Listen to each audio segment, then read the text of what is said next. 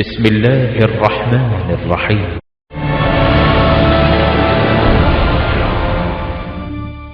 ألف لام را تلك آيات الكتاب الحكيم أكان للناس عجبا أن أوحينا إلى رجل منهم أن أنذر الناس وبشر الذين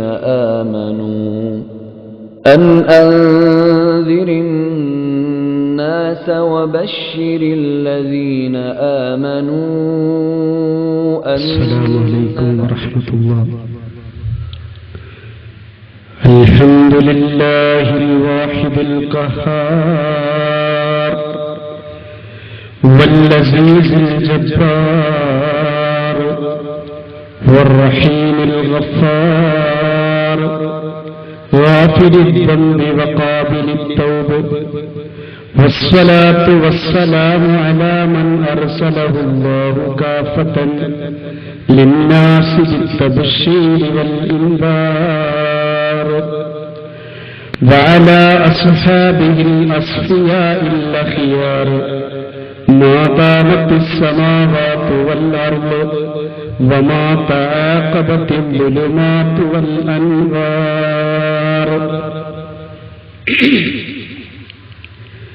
إن نريد إلا الإصلاح ما استطعت وما توفيقي إلا بالله عليه توكلت وإليه أنيب. ولدتك أمك يا ابن آدم باكيا والناس حولك يضحكون سرورا، فاجهد لنفسك أن تكون إذا بكوا في حال موتك ضاحكا مسرورا. സ്നേഹാധന്യരായ പുറക്കോളേജ് principal കുട്ടിയാലിക്കുട്ടി sir, മറ്റു വിശിഷ്ട വ്യക്തിത്വങ്ങളെ, മാതാപിതാക്കളെ, സഹോദരി സഹോദരന്മാരെ, കൊച്ചു മക്കളെ,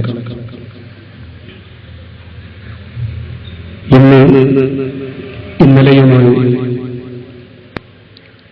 ഇവിടെ നടക്കുന്ന ദീനിയായ ചർച്ചകളുടെയും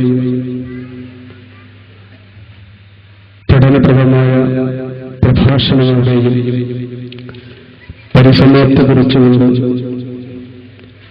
അന്ത്യദിനവുമായി ബന്ധപ്പെട്ട ഏതാനും കാര്യം നിങ്ങളുടെ മുമ്പാകെ പറയാൻ വേണ്ടി എഴുന്നേറ്റ് നിന്നിരിക്കുകയാണ്.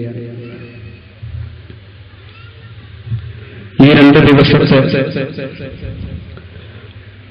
ആത്മാർത്ഥമായ നമ്മുടെ ഇരിപ്പും കേൾവിയും സദുദ്ദേശവും അല്ലാഹു ആഖിറത്തിലേക്കുള്ള സന്തോഷമാക്കി തീർക്കുമാറാവട്ടെ.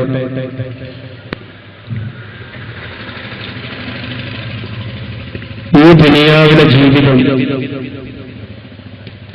വളരെ ഹ്രസ്വമാണ്. കുറഞ്ഞ ദിവസങ്ങൾ മാത്രം ജീവിക്കുന്നവർ, മാസങ്ങളോ ഏതാനും വർഷങ്ങളോ ജീവിക്കുന്നവർ, അപൂർവം ചില ആളുകൾ നൂറ്റാണ്ട് തീർക്കുന്നവരുമുണ്ടാവും. ഈ സംസാരിക്കുന്ന എനിക്കോ കേൾക്കുന്ന നിങ്ങൾക്കോ എത്രയാണ് നമ്മുടെ ആയുഷ്കാലം എന്ന് മുൻകൂട്ടി പറയുക സാധ്യമല്ല. ഏത് നിമിഷവും അല്ലാഹുവിന്റെ അലംഘനീയമായ വിളിക്ക് ഉത്തരം ചെയ്യാൻ കടപ്പെട്ടവരാണ് നമ്മൾ ഓരോരുത്തരും. ഒരു ഈജിപ്ഷ്യൻ എഴുത്തുകാരനായിരുന്ന ഡോക്ടർ മുസ്തഫ ലുത്ഫി മൽഫലൂത്തി ഇപ്രകാരം എഴുതി വെച്ചിട്ടുണ്ട്: ഞാൻ അണിഞ്ഞ കുപ്പായത്തിന്റെ ബട്ടൺസ് എന്റെ കൈകൊണ്ട് തന്നെ അഴിച്ചു വെക്കാൻ സാധിക്കുമോ? അതല്ല, എന്റെ മയ്യത്ത് കുളിപ്പിക്കുന്നവരുടെ കൈകൊണ്ടാണോ അത് അഴിച്ചു വെക്കുക എന്ന് എനിക്കറിയില്ല. ഞാനിത് പറയുമ്പോൾ എന്റെ മനസ്സിൽ നിറഞ്ഞു നിൽക്കുന്ന ഒരു സംഭവം, 2 ആഴ്ച മുമ്പ് ഞങ്ങളുടെ കോളേജിൽ, അറബി കോളേജിലെ അധ്യാപകർക്ക് വേണ്ടിയിട്ട് ഒരു കോഴ്സ് സംഘടിപ്പിച്ചിരുന്നു. വിദേശ പണ്ഡിതന്മാരെല്ലാം വന്ന് സംബന്ധിച്ച പഠനപ്രദമായൊരു കോഴ്സ്.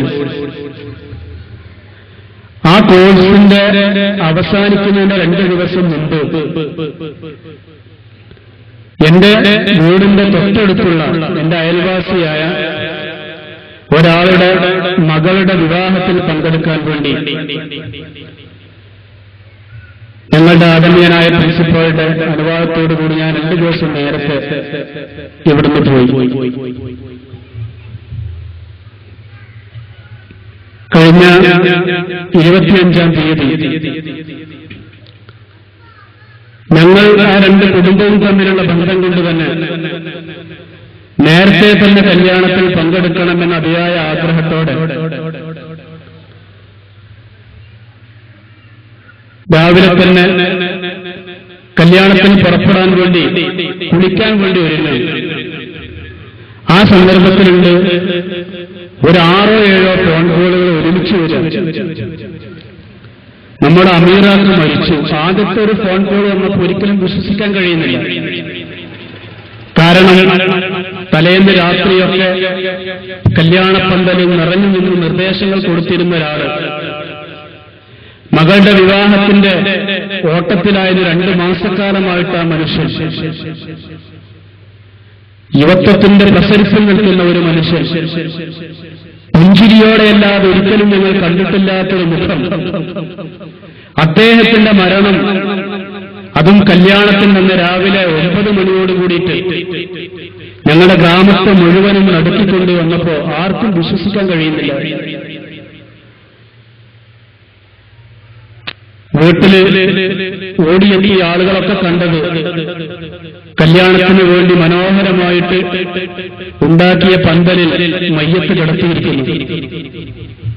നിശ്ചലമായി കിടക്കുന്ന ആ മയ്യത്തിന് കൂടി നിൽക്കുന്നവരോടും ലോകത്തോടും ഒട്ടേറെ കാര്യങ്ങൾ പറയാനുള്ളതുപോലെ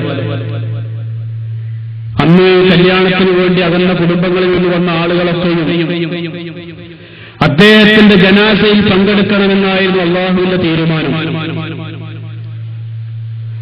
3:30 മണിക്ക് ഉച്ചയ്ക്ക് ശേഷം 3:30 മണിക്ക് അദ്ദേഹത്തിന്റെ മയ്യത്ത് ആ കല്യാണപ്പന്തലിൽ തന്നെ മയ്യത്ത് കുളിപ്പിച്ചതിന് ശേഷം എല്ലാവർക്കും കാണുവാൻ വേണ്ടി അല്പസമയം വെച്ചപ്പോൾ ഞാൻ മനസ്സിലോർത്തുപോയി, തന്റെ മകൾ മണവാട്ടിയായിട്ട് അണിഞ്ഞൊരുങ്ങി അതേ സ്ഥാനത്ത് വന്നിരിക്കുന്നത് കാണാൻ കൊതിച്ചിരുന്നൊരു വാപ്പയായിരുന്നല്ലോ ഇത്. നമ്മളിലും പല ആളുകളും പല സ്വപ്നങ്ങൾ കാണുന്നവരാണ്. ജീവിതത്തിൽ പല സന്ദർഭങ്ങൾക്കും സാക്ഷ്യം വഹിക്കണമെന്ന് കൊതിക്കുന്നവരാണ്. പക്ഷേ അല്ലാഹു എവിടെയാണ് നമ്മുടെ അന്ത്യം നിശ്ചയിച്ചു വെച്ചത് എന്ന് നമുക്കറിയില്ല. ആ സമയം എത്തിക്കഴിഞ്ഞാൽ ഒരു നിമിഷം പോലും അല്ലാഹു പിന്തിച്ചിടുകയുമില്ല. വിശുദ്ധ ഖുർആൻ പറയുന്നു, വലൻ യുഅഖിറല്ലാഹു നഫ്സൻ ഇദാ ജാഅ അജലുഹാ, അതിർത്തി എത്തിക്കഴിഞ്ഞാൽ പിന്നെ ഒരു നിമിഷം പോലും അല്ലാഹു പിന്തിച്ചിടില്ല. പക്ഷേ നമ്മൾ എത്ര പേര് ഈ നൈമിഷികമായി ദുനിയാവിലെ ജീവിതത്തെക്കുറിച്ച് ചിന്തിച്ചിട്ടുണ്ട്? നമ്മളൊക്കെ ആഗ്രഹിക്കെന്താന്ന് ചോദിച്ചാല്, എന്റെ ബാപ്പൊക്കെ നിസ്കാരം തുടങ്ങിയ 45-50 വയസ്സായപ്പോഴാണ്. എനിക്കിപ്പോ 20-25 അല്ലേ ആയിട്ടുള്ളൂ. 10-25 കൊല്ലം കൂടൊക്കെ ഈ ദുനിയാവിൽ അങ്ങനെ വിലസി തീർക്കാം. അത് കഴിഞ്ഞിട്ട് വേണം നല്ലൊരു തോർത്തുണ്ടൊക്കെ വാങ്ങി പള്ളിയിൽ തന്നെ ഒന്ന് ഒതുങ്ങിക്കൂടാൻ എന്ന് ചിന്തിക്കുന്ന ധാരാളം ആളുകളുണ്ട്. യുവത്വത്തിന്റെ പ്രസരിപ്പിൽ എല്ലാ തോന്നിവാസങ്ങളിലും തനിക്കൊരു പങ്കുണ്ട് എന്ന് വിചാരിച്ച് നടന്നു നീങ്ങുന്ന മൂഢന്മാർ. കമ്മിൻ ഫത്താ യുംസി വയുസ്ബീഹു ആമിനാ വഖദ് നുസിജത് അക്ഫാനുഹു വഹുവ ലാ യദ്രീ. എത്രയെത്ര ചെറുപ്പക്കാർ പ്രഭാതത്തിലും പ്രദോഷത്തിലും അവർ ആഹ്ലാദചിത്തരായി നടന്നു നീങ്ങുന്നു. അവർക്കുള്ള കഫൻ പുടവ തൊട്ടടുത്ത കടയിൽ എത്തിയിരിക്കുന്നു എന്ന് പോലും അവർ മനസ്സിലാക്കുന്നില്ലല്ലോ. ഒരുപക്ഷേ എനിക്കോ ഈ സംസാരം കേൾക്കുന്ന നമ്മുടെ തൊട്ടടുത്ത തുണിഷാപ്പിൽ ഈ ആഴ്ചയിൽ വന്ന തുണിക്കെട്ടിൽ നമ്മുടെ കഫൻ പുടവകൾ എത്തിയിട്ടുണ്ടാകും. നമ്മുടെ സങ്കല്പങ്ങളും പ്രതീക്ഷകളും ഇനിയും എത്രയോ കാലം ജീവിക്കണം എന്നാണെങ്കിലും അതിനുള്ള ഭൗതികമായ കണ്ടുപിടുത്തങ്ങളും ശാസ്ത്രീയ നിഗമനങ്ങളും വർഷങ്ങളോളം ജീവിക്കുവാൻ നമുക്ക് സർട്ടിഫൈ ചെയ്തിട്ടുണ്ടെങ്കിലും അല്ലാഹുവിന്റെ തീരുമാനം വന്നാൽ ഒരു നിമിഷം പോലും പിന്തിച്ചിടില്ല. ഒരു 6-7 മാസം മുമ്പ് കോഴിക്കോട് ഇടിയങ്ങരയിലെ ഒരു ചെറുപ്പക്കാരൻ വിദേശത്തുനിന്ന് വന്നു. വിദേശത്തുനിന്ന് വന്നാൽ അധിക ആളുകൾക്കും സാമ്പത്തിക ശേഷിക്കനുസരിച്ച് വലിയ ഹോസ്പിറ്റലുകൾ തെരഞ്ഞെടുത്ത് പോയിട്ടൊരു വോൾ ബോഡി ചെക്കപ്പ് നടത്തുക എന്നത് മുടക്കം വരാത്തൊരു ഗൾഫുകാരുടെ ഒരു സ്വഭാവമാണ്. ഈ ചെറുപ്പക്കാരനും വന്നതിന്റെ ഏതാനും ദിവസങ്ങൾ കഴിഞ്ഞപ്പോ കോഴിക്കോട്ടെ ഒരു പ്രമുഖമായ ഹോസ്പിറ്റലിൽ പോയി അവിടെ എന്തെല്ലാം മെഷീനറീസ് ഉണ്ടോ അത് മുഴുവനും ഉപയോഗപ്പെടുത്തിയിട്ട് ഒരു പരിശോധന നടത്തി. ആ ഹോസ്പിറ്റലിലെ എല്ലാ ടെക്നോളജിയും ഉപയോഗപ്പെടുത്തി. വൈകുന്നേര സമയത്ത് ഒരു വലിയ കെട്ട് തന്നെ അദ്ദേഹത്തിന് ലാബ് റിപ്പോർട്ടുകളും എക്സ്റേ സ്കാനിംഗ് റിപ്പോർട്ടുകളും ഒക്കെയായിട്ട് കയ്യിൽ ലഭിച്ചു.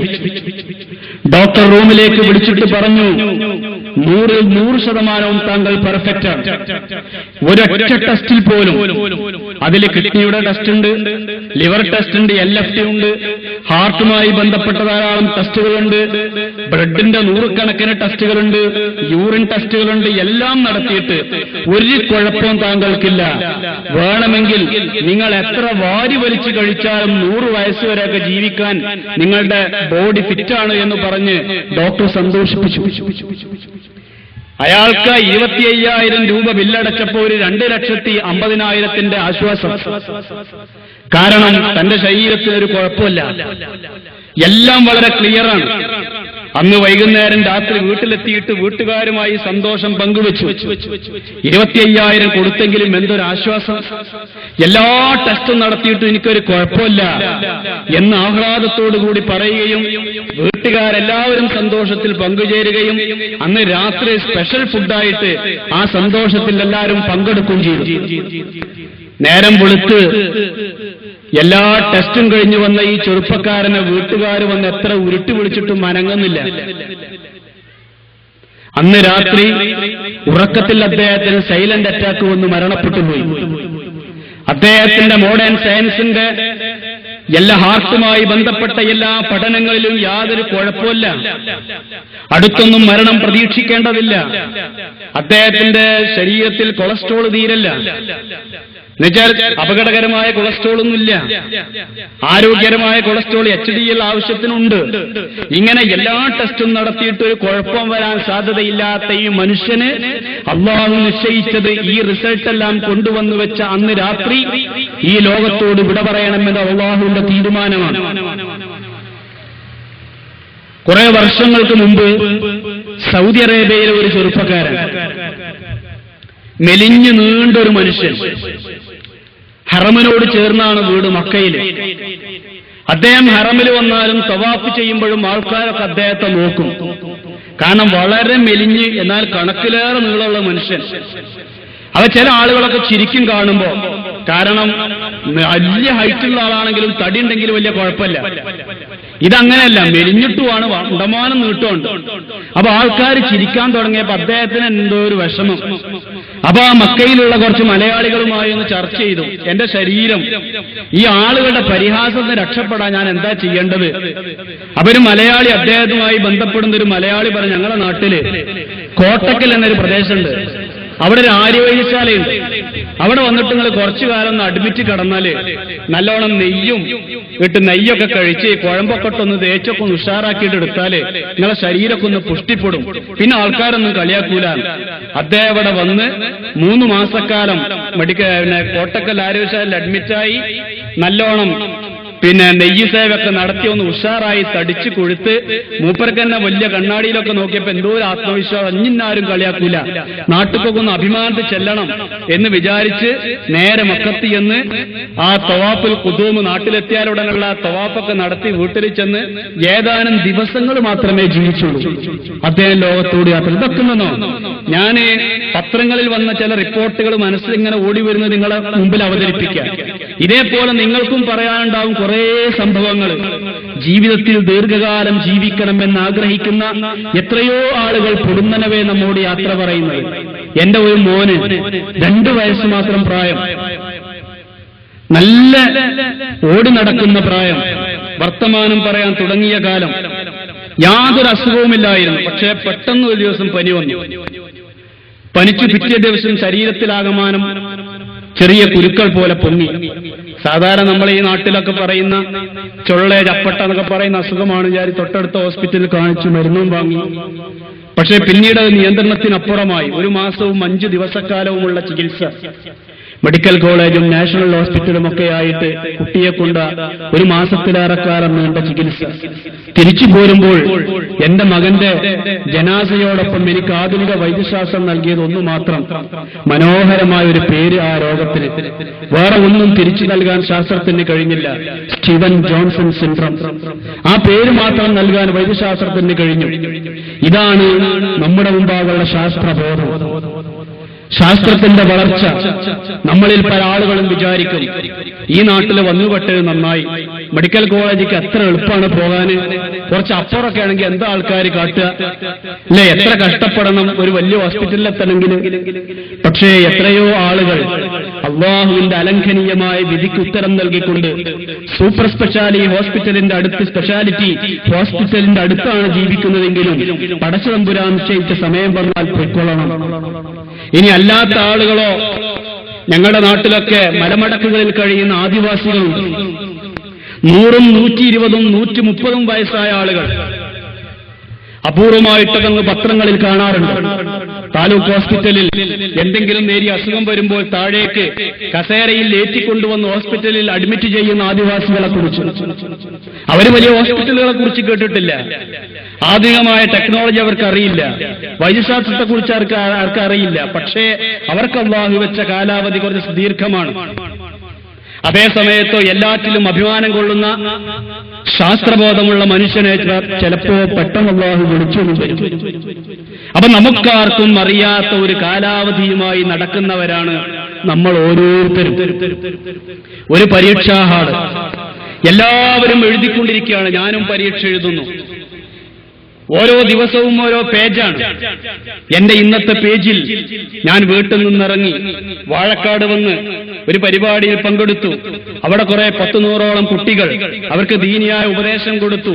ഇവിടെ വന്ന് നിങ്ങളോട് പറയുന്നു, ഇത് ആത്മാർത്ഥതയുള്ളതാണെങ്കിൽ എന്റെ ഈ ദിവസത്തിന്റെ പേജ് മനോഹരമാകും.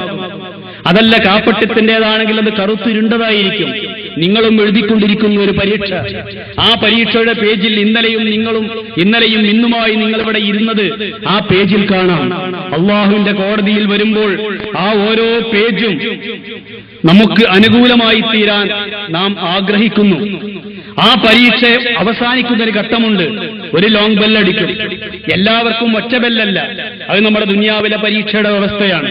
3 മണിക്കൂർ കഴിഞ്ഞാൽ ലോങ് ബെല്ലടിച്ചാൽ എല്ലാവരും പരീക്ഷ നിർത്തും. ഇതങ്ങനെയല്ല, ഓരോ വ്യക്തിക്കും ഓരോ ബെല്ലുണ്ട്. ആ ബെല്ലടിച്ചു കഴിഞ്ഞാൽ പരീക്ഷയുടെ താളുകൾ അടച്ചുവെച്ച് നമ്മൾ അതിന്റെ ഫലം അനുഭവിക്കാൻ വേണ്ടി പോകും. ഓരോരുത്തരും നിർബന്ധമായിട്ടും ആ യാത്ര പോയി കൊള്ളണം. അതിനുശേഷം ഒരു നിമിഷം പോലും ഈ ദുനിയാവിൽ ജീവിക്കാൻ സാധിക്കില്ല. നമുക്കെല്ലാം ഇന്ന് ഈ ദുനിയാവിൽ കഴിയുന്നു. അടുത്ത സ്റ്റേജ് നമ്മളുടെ ഖബറാണ്. ഓടാണ് നമ്മൾ. ഗർഭാശയം വിട്ടത് മുതൽ സഫറാണ്,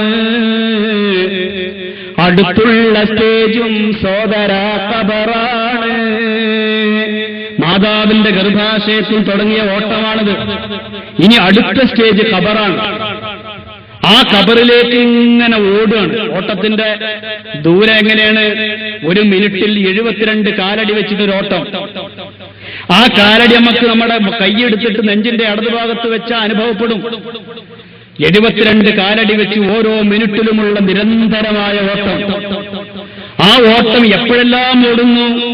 നിങ്ങൾ നമസ്കരിക്കുമ്പോൾ ഓടുന്നു, വദു ചെയ്യുമ്പോൾ ഓടിക്കൊണ്ടിരിക്കുന്നു, നമസ്കാരം കഴിഞ്ഞ് പള്ളിയിൽ ഇരിക്കുമ്പോഴും ഓടുന്നു, അതിനുശേഷം നിങ്ങൾ നടന്നു വന്നപ്പോഴും ഓടുന്നു, ഇവിടെ വന്ന് എന്റെ പ്രഭാഷണം കേട്ടുകൊണ്ടിരിക്കുമ്പോഴും ഓടുന്നു, ഇത് കഴിഞ്ഞ് നിങ്ങൾ വീട്ടിൽ പോയി ഭക്ഷണം കഴിക്കുമ്പോഴും ഓടിക്കൊണ്ടിരിക്കുന്നു, അത് കഴിഞ്ഞ് നിങ്ങൾ സുഖമായി കടന്നുറങ്ങുകയാണെങ്കിലും ഉറങ്ങിക്കിടക്കുന്നെങ്കിലും നടക്കുന്നേ, ദൈനംദിനം ഖബറോടതാ അടുക്കുന്നേ.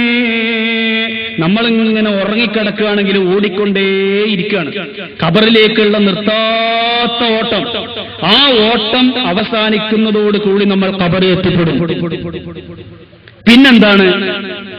ആ ഖബറിൽ അങ്ങ് എത്തിപ്പെട്ട പിന്നെ എന്താണ് അനുഭവിക്കാനുള്ളത്? ഇതിനെക്കുറിച്ച് നമുക്കൊരു ഹദീസ് ഉണ്ട്. നമ്മളിൽ പല ആളുകൾക്കും പല വിശ്വാസങ്ങളുണ്ട്. കേരളത്തിലെ തന്നെ ചില ആളുകൾ എനിക്ക് വേണ്ടി നിങ്ങൾ തസ്ബീത്ത് ചെല്ലരുത് എന്ന് പറഞ്ഞ ആളുകളുണ്ട്. കാരണം മരിച്ചതിന് ശേഷം അങ്ങനെ ലോക്കപ്പ് മർദ്ദനൊന്നും പടച്ചോൻ വെച്ചിട്ടില്ല. അതുകൊണ്ട് എനിക്ക് വേണ്ടിയിട്ട് നിങ്ങൾ തസ്ബീത്ത് ചെല്ലണ്ടെന്ന് പറഞ്ഞ വീരന്മാർ ഇവിടെ ഉണ്ടായിട്ടുണ്ട്. അതേ സമയത്ത് ഖബറിലെ ശിക്ഷയെ അംഗീകരിക്കുന്ന ആളുകളുണ്ട്. നമ്മളൊക്കെ അത് അംഗീകരിക്കുന്ന ആളുകളാണ്. ഖബറിൽ രക്ഷയുമുണ്ട്, ശിക്ഷയുമുണ്ട്. അതിനെന്താ നമുക്ക് തെളിവ്? ഒരു ഹദീസ് ഉണ്ട്. നബി സല്ലല്ലാഹു അലൈഹി വസല്ലം ജന്നത്തുൽ ബഖീഅയിലേക്ക്, ജന്നത്തുൽ ബഖീഅ എന്ന് പറഞ്ഞാൽ മദീനയിലെ ഖബർസ്ഥാനാണ്. മദീനയിലെ വലിയ ഖബർസ്ഥാൻ മഖ്ബറ. അങ്ങോട്ട് ഒരു മയ്യത്തിന്റെ കൂടെ റസൂലുള്ളാഹി സല്ലല്ലാഹു അലൈഹി വസല്ലം പോയി. പ്രവാചകന്റെ സ്വഹാബത്തും കൂടെയുണ്ട്. ജന്നത്തുൽ ബഖീഅയിൽ എത്തിയപ്പോൾ ഖബറിന്റെ പണി തീർന്നിട്ടില്ല. നബി സല്ലല്ലാഹു അലൈഹി വസല്ലം തന്റെ കയ്യിലുള്ള ഒരു വടി ഇങ്ങനെ താടിക്ക് ഊന്നു കൊടുത്തിട്ട് ഇങ്ങനെ കുത്തിരുന്ന അവിടെ. എന്നിട്ട് സഹാബത്തിനോട് പറഞ്ഞു, നിങ്ങൾ എല്ലാവരും എന്റെ ചുറ്റുവട്ടം വന്നിരിക്കും, ഖബറിന്റെ പണി കഴിഞ്ഞിട്ടില്ലല്ലോ, ഞാൻ കുറച്ച് കാര്യങ്ങൾ നിങ്ങൾക്ക് പറഞ്ഞുതരാം. ഇത് ശരിക്ക് നമ്മളെല്ലാവരും പിൻപറ്റേണ്ടുന്ന ഒരു ഹദീസാണ്.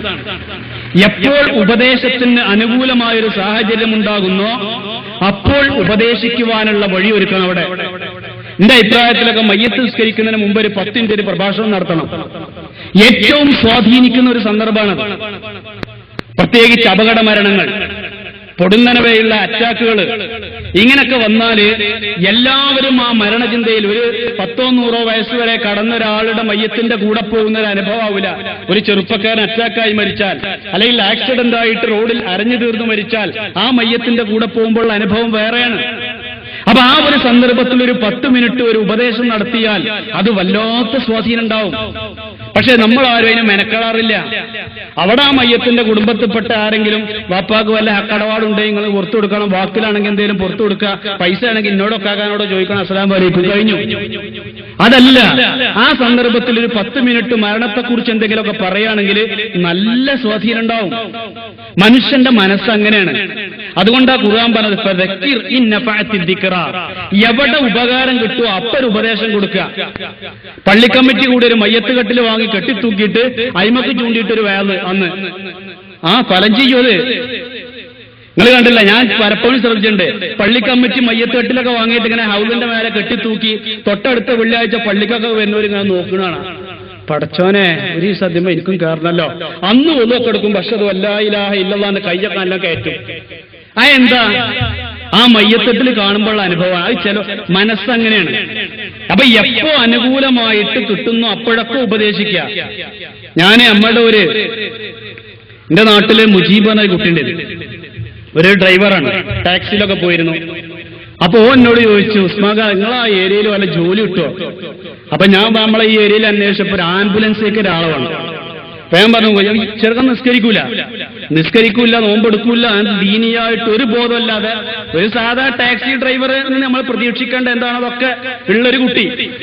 അപ്പൊ ഞാൻ പറഞ്ഞു, ഇങ്ങനെ ഇനി ടാക്സി ഡ്രൈവർമാരുണ്ടെങ്കിൽ എനിക്കെതിരെ അവിടെ കമ്മിറ്റി ഉണ്ടാകരുത് കേട്ടോ. എല്ലാവരും അല്ല, ഞാൻ ഭൂരിപക്ഷം ആൾക്കാരെ കുറിച്ച് പറഞ്ഞതാ. അപ്പൊ എന്താ ചോദിച്ചാല് ഇവനോട് ഞാൻ പറഞ്ഞിങ്ങനെ ആംബുലൻസിൽ ഒരു വകുപ്പുണ്ട് ഈ പോര് പറഞ്ഞു. അങ്ങനെ കോഴിക്കോട് വന്നിട്ട് ഒരു ആംബുലൻസിൽ അവനെ കയറ്റി ഡ്രൈവറായിട്ട്. അങ്ങനെ അത് കഴിഞ്ഞൊരു 2-3 ആഴ്ച കഴിഞ്ഞിട്ട് ഞാൻ ജോലി ചെയ്യുന്ന അവിടെ പോയി. അവിടെ ചെന്നപ്പോ തൊട്ടടുത്തുള്ള പള്ളിയില് അസർ നിസ്കാരം കഴിഞ്ഞിട്ട് എല്ലാരും പിരിഞ്ഞിട്ടുണ്ട്. ഇങ്ങനെ കയ്യും പൊന്തിച്ച് നിന്നിട്ട് പെരും ദുആ. ഞാൻ ആ അന്തം പൊട്ടി. ഈ ചെറുക്കന് നാട്ടിൽ ഇയാതി പരിപാടിയൊന്നുമില്ല. അപ്പൊ ഇവൻ എന്തേ പറ്റിയത്? ഞാൻ നിസ്കാരം കഴിഞ്ഞ് അവന്റെ ദുആ കഴിഞ്ഞ് വന്നപ്പോ ഞാൻ ചോദിച്ചു, എന്താ മുജീബ് ഇപ്പൊ വളരെ മാറ്റം വന്നല്ലോ, എന്താ ഉസ്മാക്ക കാട്ടണ്? മയ്യത്ത് അങ്ങോട്ട് കൊണ്ടുപോകുക, മയ്യത്ത് ഇങ്ങോട്ട് കൊണ്ടുവരിക, അതന്നല്ലേ പണി. മയ്യത്ത് അങ്ങോട്ട് കൊണ്ടുപോകാം. അപ്പൊ എന്താണെന്ന് വെച്ചാൽ മനസ്സാണ് മാറുകയാണ്. അത് കഴിഞ്ഞോ ആ പണി ഒഴിവാക്കി ഇപ്പൊ ബസ്സിൽ ഡ്രൈവറാണ്. ഇപ്പൊ മഞ്ചേരി കോഴിക്കോട് ബസ്സിൽ ഞാൻ കയറുമ്പോ പോകണ്ടാവുക. ഇപ്പൊ അങ്ങനത്തെ ഒരു മാഞ്ഞാളോ എന്റെ അടുത്തില്ല, നിസ്കാരമില്ല, നോൻപില്ല, ഒരു പരിപാടിയില്ല. അപ്പൊ എന്താണെന്ന് വെച്ചാൽ നമ്മൾ സാഹചര്യം നമുക്ക് അനുകൂലമാക്കി തീർക്കണം. ഇപ്പൊ നമ്മളെ പൊരിയില് മഗ്‌രിബിന് ശേഷം ബാപ്പിയും കുട്ടികളൊക്കെ കൂടിയിരുന്നിട്ട് എന്തെങ്കിലും ഒരു ആയത്തോ ഹദീസൊക്കെ പറയുന്ന ഒരു സാഹചര്യം ഉണ്ടെങ്കിൽ ആ കുട്ടികൾക്ക് എന്നും ഈമാൻ ഉറച്ചേക്കും. അപ്പൊ ഇതാണ് അനുകൂല സാഹചര്യങ്ങൾ ഉണ്ടാക്കുക. റസൂലുള്ളാഹി സ്വല്ലല്ലാഹു അലൈഹി വസല്ലം ചെയ്തത് ഇതാണ്. ഖബറിന്റെ അടുത്ത് വന്നു, ഖബറിന്റെ പണി തീർന്നിട്ടില്ല, അപ്പൊ ഒരു വേള്. നമ്മൾ വേദ അറിയാൻ എന്തിനാണ്? ഓല വെറുതെ വിട്ടൂടാ, അതുകൊണ്ടൊന്ന് പറഞ്ഞിട്ട് തന്നെ ബാക്കി കാര്യം. അതല്ല റസൂലുള്ളാഹിന്റെ വേദ. റസൂലുള്ളാഹിന്റെ വേദ എവിടെ ഉപകാരം കിട്ടുമോ ആ നേരത്തെ അവിടെ വെക്കുക എന്നുള്ളതാണ്. അങ്ങനെ പ്രവാചകൻ പറഞ്ഞു, ആ ഖബറിന്റെ തീരത്ത് വെച്ചിട്ടൊരു വേദ സ്വഹാബാക്കളെ വിളിച്ചുകൊണ്ട് പറഞ്ഞു, സഹോദരന്മാരെ, നഫ്സുകൾ 2 തരമാണ്. നഫ്സുകൾ 2 തരമാണ്. ഒന്ന് നഫ്സുൻ ത്വയ്യിബ, നല്ല ആത്മാവ്. ഏതാ നല്ല ആത്മാവ്? 5 നേരം നിസ്കരിക്കുന്ന, പടച്ചോനെ പേടിക്കുന്ന, റസൂലുള്ളാഹിനെ ഇഷ്ടപ്പെടുന്ന, സ്വഹാബത്തിനെ ഇഷ്ടപ്പെടുന്ന, റമളാനിൽ നോമ്പനുഷ്ഠിക്കുന്ന, സകാത്ത് കൊടുക്കുന്ന, സാമ്പത്തിക ശേഷി ഉണ്ടെങ്കിൽ ഹജ്ജ് ചെയ്യുന്ന നല്ലൊരു മനുഷ്യൻ. ആ നല്ല മനുഷ്യന്റെ ആത്മാവാണ് നഫ്സുൻ ത്വയ്യിബ. എന്നിട്ട് റസൂലുള്ളാഹി പറഞ്ഞു, ആ നഫ്സുൻ ത്വയ്യിബയുടെ ദുനിയാവിലെ കാലാവധി തീരുന്ന നിമിഷം അവന്റെ അടുത്ത് മലക്കുൽ മൗത്ത് വരും. ആരാ മലക്കുൽ മൗത്ത്? അസ്രായീൽ എന്ന് പറയാം നമ്മളെ കുട്ടികൾ. അങ്ങനെ ഒരു ഹദീസ് ഞാൻ അതുവരെ കണ്ടിട്ടില്ല. മലക്കുൽ മൗത്ത് ആരാന്ന് വെച്ചാൽ മലക്കുൽ മൗത്ത് തന്നെ, പേരൊന്നും എവിടെ ഇതുവരെ പറഞ്ഞിട്ടില്ല. ആ മലക്കുൽ മൗത്ത് നമ്മൾ അടുത്ത് വരും. അടുത്ത് വന്നിട്ടോ നല്ല ആത്മാവാണെങ്കിൽ ആ ആത്മാവിനോട് വന്നിട്ട് പറയും, യാ അയ്യത്തുഹൻ നഫ്സുൽ മുത്മഇന്ന ഇർജിഇ ഇലാ റബ്ബികി റാദിയതൻ മർദിയ. ഏ സമാധാന ചിത്തയായ ആത്മാവേ, നീ നിന്റെ റബ്ബിന്റെ അടുത്തേക്ക് ഇങ്ങോട്ട് വാ. ആ വിളി അങ്ങ് കേൾക്കുമ്പോഴത്തേക്കൊരു കൂജയിൽ നിന്നും വെള്ളം ഒഴുകും പോലെ ഈ ആത്മാവ് മലായിക്കത്തിന്റെ കയ്യിലേക്ക് മാറ്റപ്പെടും. വലിയ വേദനകളും പ്രയാസങ്ങളും ഒന്നുമില്ലാതെ പുഞ്ചിരിച്ചുകൊണ്ട് മയ്യത്തങ്ങനെ കടക്കും. ആത്മാവ് അങ്ങനെ കൈമാറ്റം ചെയ്യപ്പെടുകയും ചെയ്യും. ഈ ആത്മാവുമായിട്ട് മലക്കുൽ മൗത്ത് ഇങ്ങനെ പോവാണ്. 1-ാം ആകാശത്ത് ചെല്ലുമ്പോ അവിടെ കാവലുള്ള മലായികത്ത് ചോദിക്കുന്നു, എന്താണ് മലക്കുൽ മൗത്തേ, താങ്കളുടെ കയ്യിൽ ഒരു കസ്തൂരിയുടെ മണമുണ്ടല്ലോ, ദുനിയാവിലെ ഏറ്റവും മെച്ചപ്പെട്ട കസ്തൂരിയുടെ പരിമളം. മലക്കുൽ മൗത്ത് പറയുന്നു, ഇത് നല്ലൊരു മനുഷ്യന്റെ ആത്മാവാണ്. അങ്ങനെ 7 ആകാശവും കഴിഞ്ഞ് അല്ലാഹുവിന്റെ വിളിയാളം വരുന്നു മലക്കുൽ മൗത്തിന്.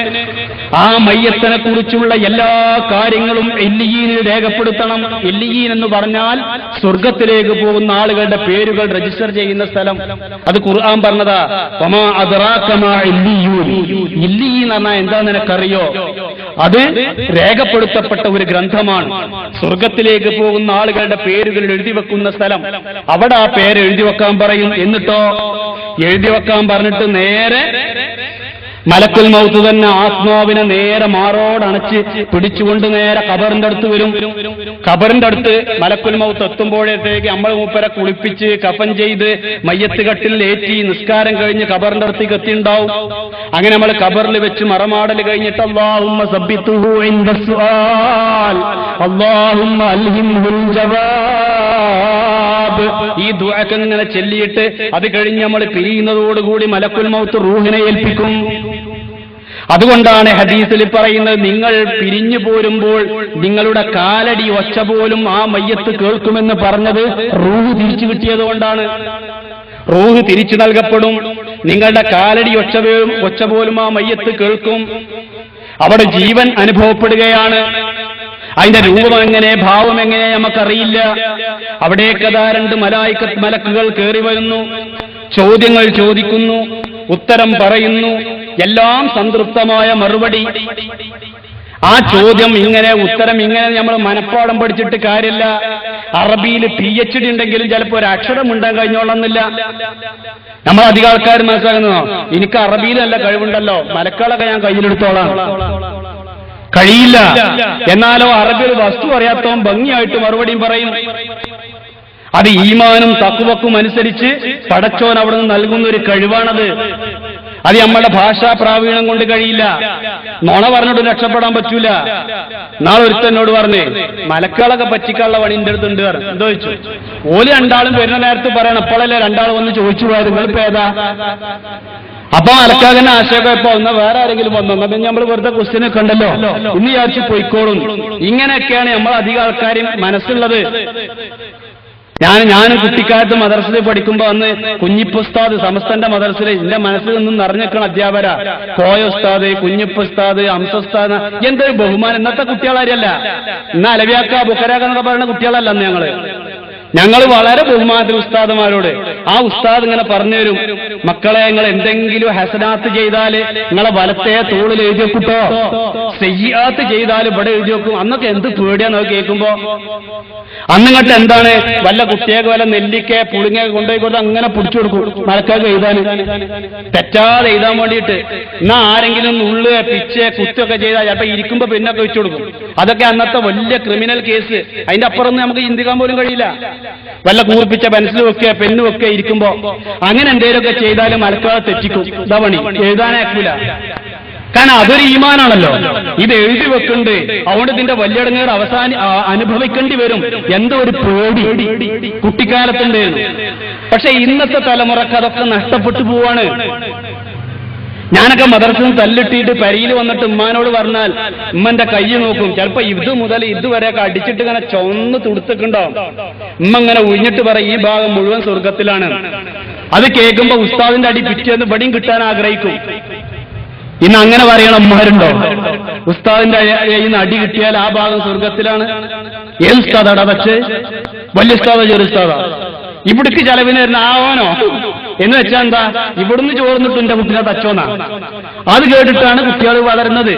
പണ്ട് അങ്ങനല്ല. ഈ പണ്ടത്തെ ചിട്ടകൾ കുറെ നമ്മൾ കൊണ്ടുവരണം.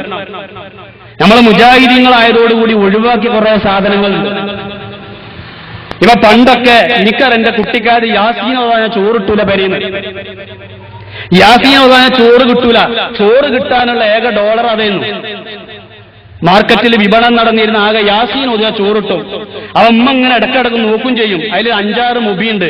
ആ മുബീൻ ഇങ്ങനെ ചാടിക്കടക്കും. ഉമ്മക്ക് അറിയില്ല. എന്നാൽ ചിലപ്പോ 4 മുബിയുള്ളത് 2 തീർത്തിട്ട് കഴിഞ്ഞുമ്മാന്ന് പറയും, ചോറിട്ടു.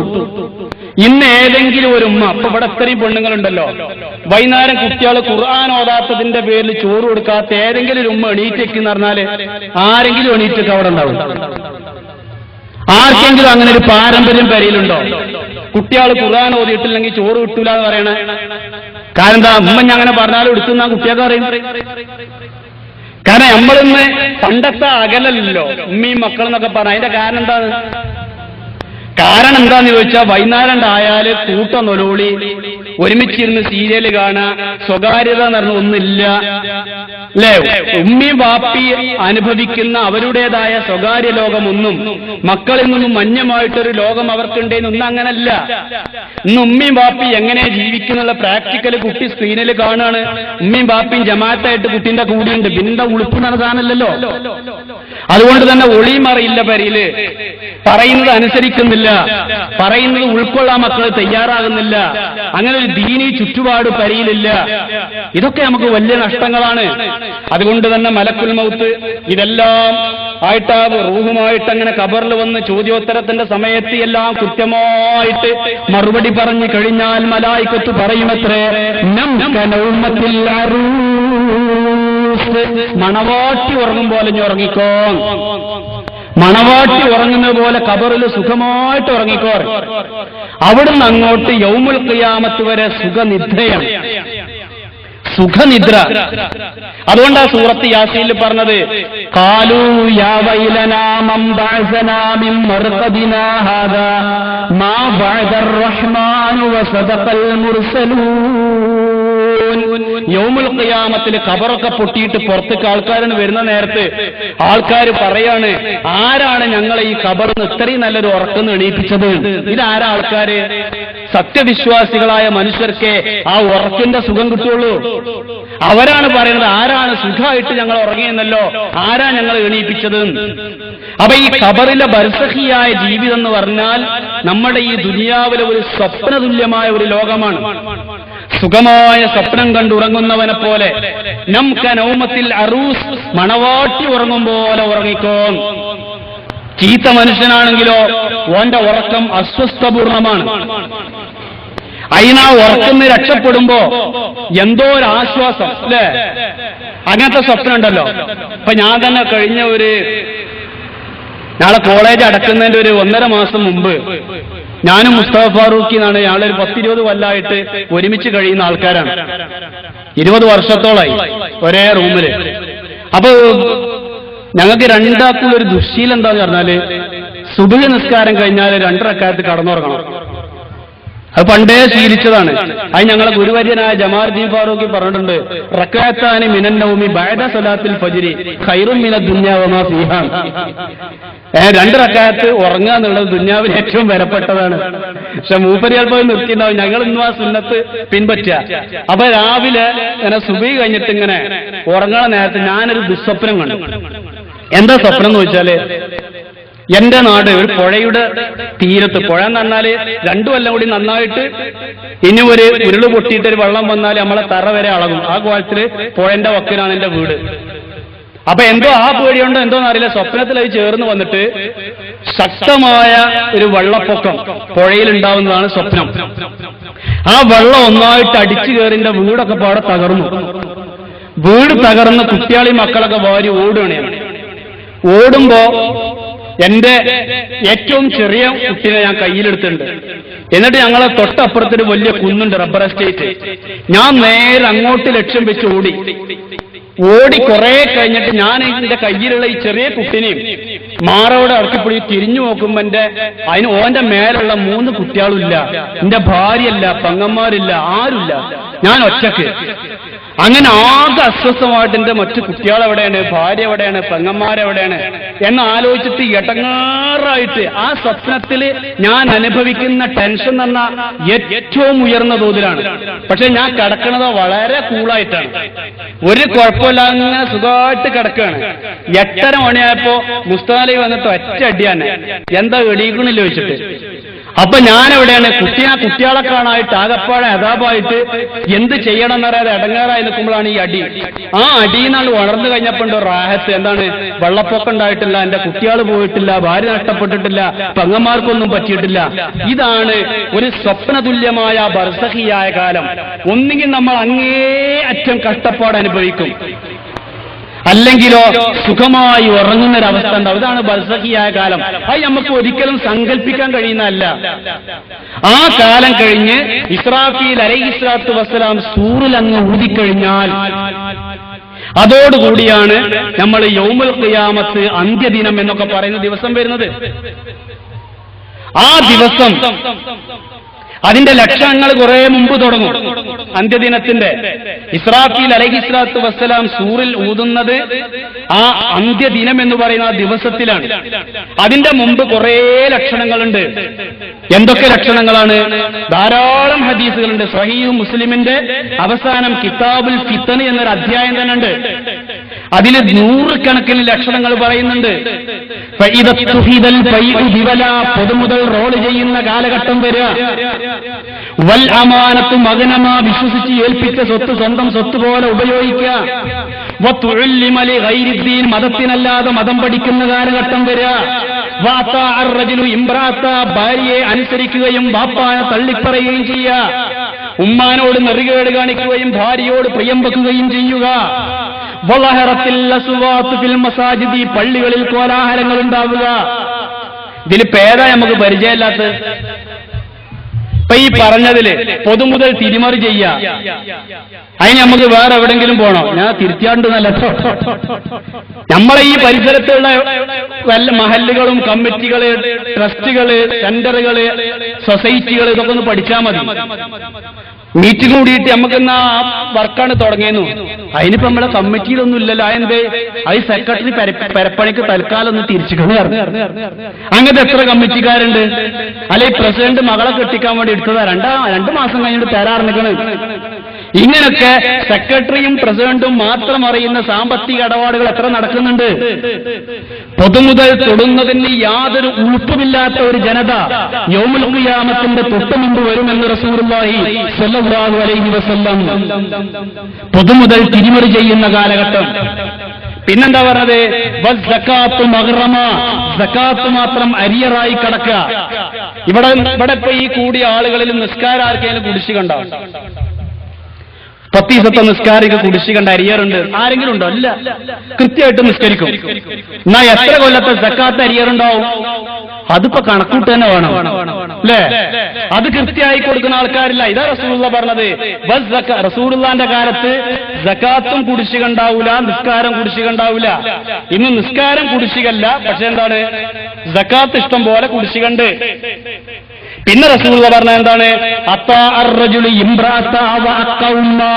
ഉമ്മാനോട് നെറുകേട് കാണിക്കുക, ഭാര്യ പറയുന്നതൊക്കെ അംഗീകരിക്കുക. അത് രണ്ടും ചേർത്ത് വായിക്കണം. ഭാര്യ പറയുന്നതൊക്കെ അംഗീകരിക്കുക, ഉമ്മാനോട് നെറുകേട് കാണിക്കുക. ഇങ്ങനത്തെ മക്കളുണ്ടാവുക.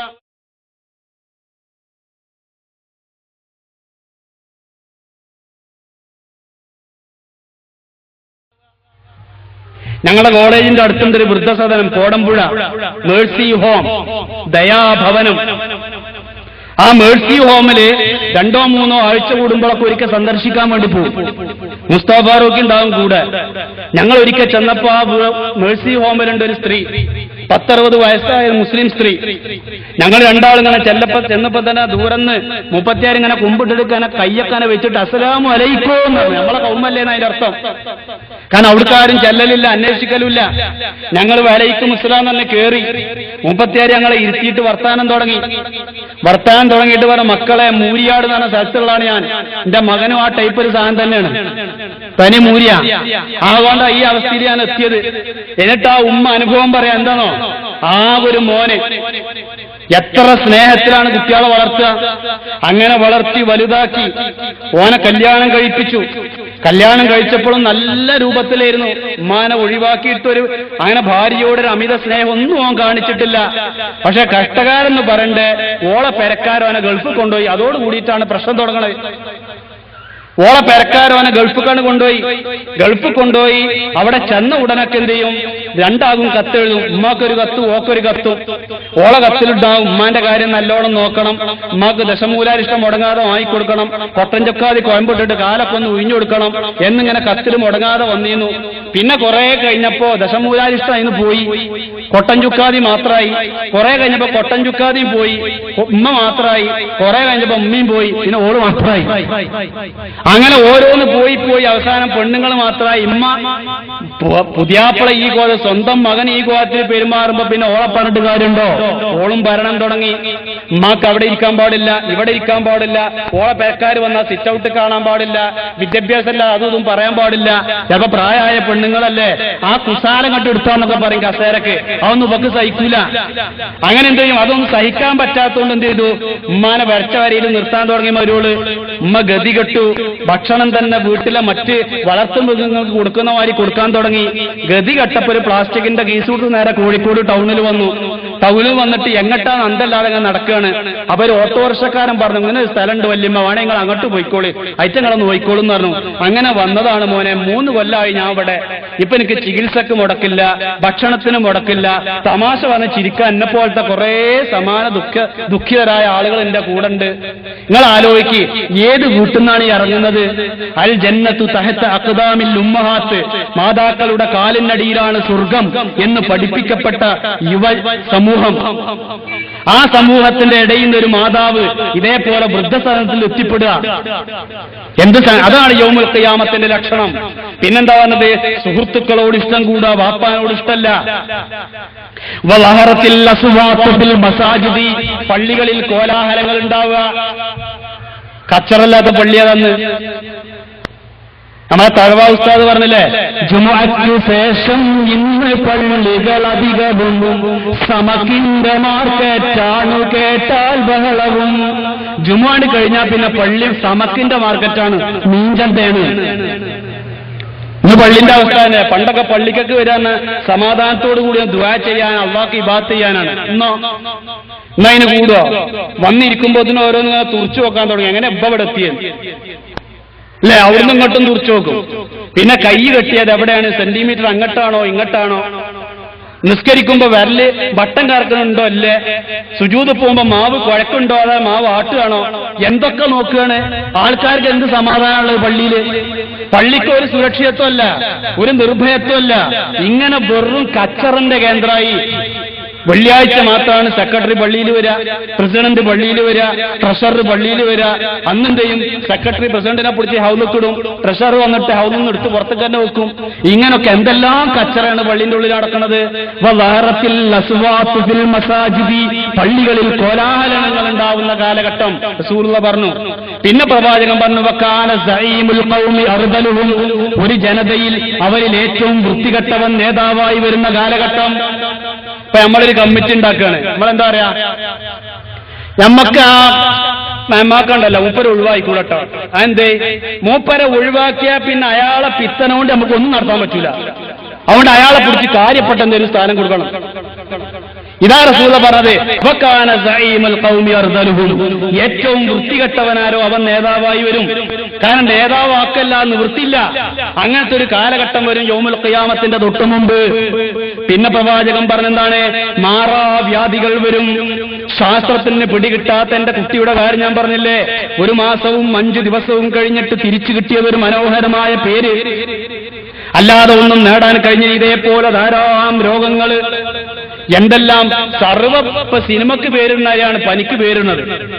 ഇനി ഇടാൻ പേരില്ല. എലിപ്പനി, കൊരങ്ങമ്പനി, തക്കാളിപ്പനി, പന്നിപ്പനി, ഇനി മൂരിപ്പനി, എരുമപ്പനി, എന്തൊക്കെ വരാണ്ട്. ആൾക്കാർ ഓരോന്നും വരുമ്പോ അതിനെ കൊല്ലാൻ തുടങ്ങി. എലിപ്പനിയാണപ്പോ എലിയാളെ പിന്നാലെ വണ്ടി അല്ലേ? പന്നിപ്പനിയാണപ്പോ കുറെ പന്നിയാളെ കൊന്നു. അവസാനം അതിന്റെ പേര് മാറ്റിപ്പോ പന്നിയാളെ കൊല്ലേണ്ട യാതൊരു കുഴപ്പം ഇതിനില്ല. എന്നിട്ടിപ്പോ വേറെ ഏതോ ഒരു ആൽഫബറ്റിക്കൽ എന്തോ ഒരു ഇട്ടിട്ട് കൊടുത്തിട്ടുണ്ട്. അതുകൊണ്ട് പന്നിയാളെ നിങ്ങൾ കൊല്ലേണ്ട ആവശ്യമില്ലാറുണ്ട്. ഇങ്ങനെ ഓരോന്നും മനുഷ്യന് പിടുത്തം കിട്ടാത്ത രോഗങ്ങൾ. തക്കാളിപ്പനിയായിരുന്നു വന്നൊരു പനി. എന്താണ് ഇത്? ഹദീസിൽ വന്നതാ. നമുക്ക് പിടുത്തം കിട്ടാത്ത രോഗങ്ങൾ എങ്ങനെ ഹദീസിൽ നിന്നോ? ഒരു മാലയുടെ ചരടറ്റിട്ട് അതിന്റെ മണികൾ താഴേക്ക് അടർന്നു വീഴും പോലെ നിങ്ങൾക്ക് ആപത്തുകൾ വന്നുകൊണ്ടിരിക്കും. ആപത്തുകൾ നിങ്ങൾക്ക് വന്നുകൊണ്ടിരിക്കും. പിന്നെ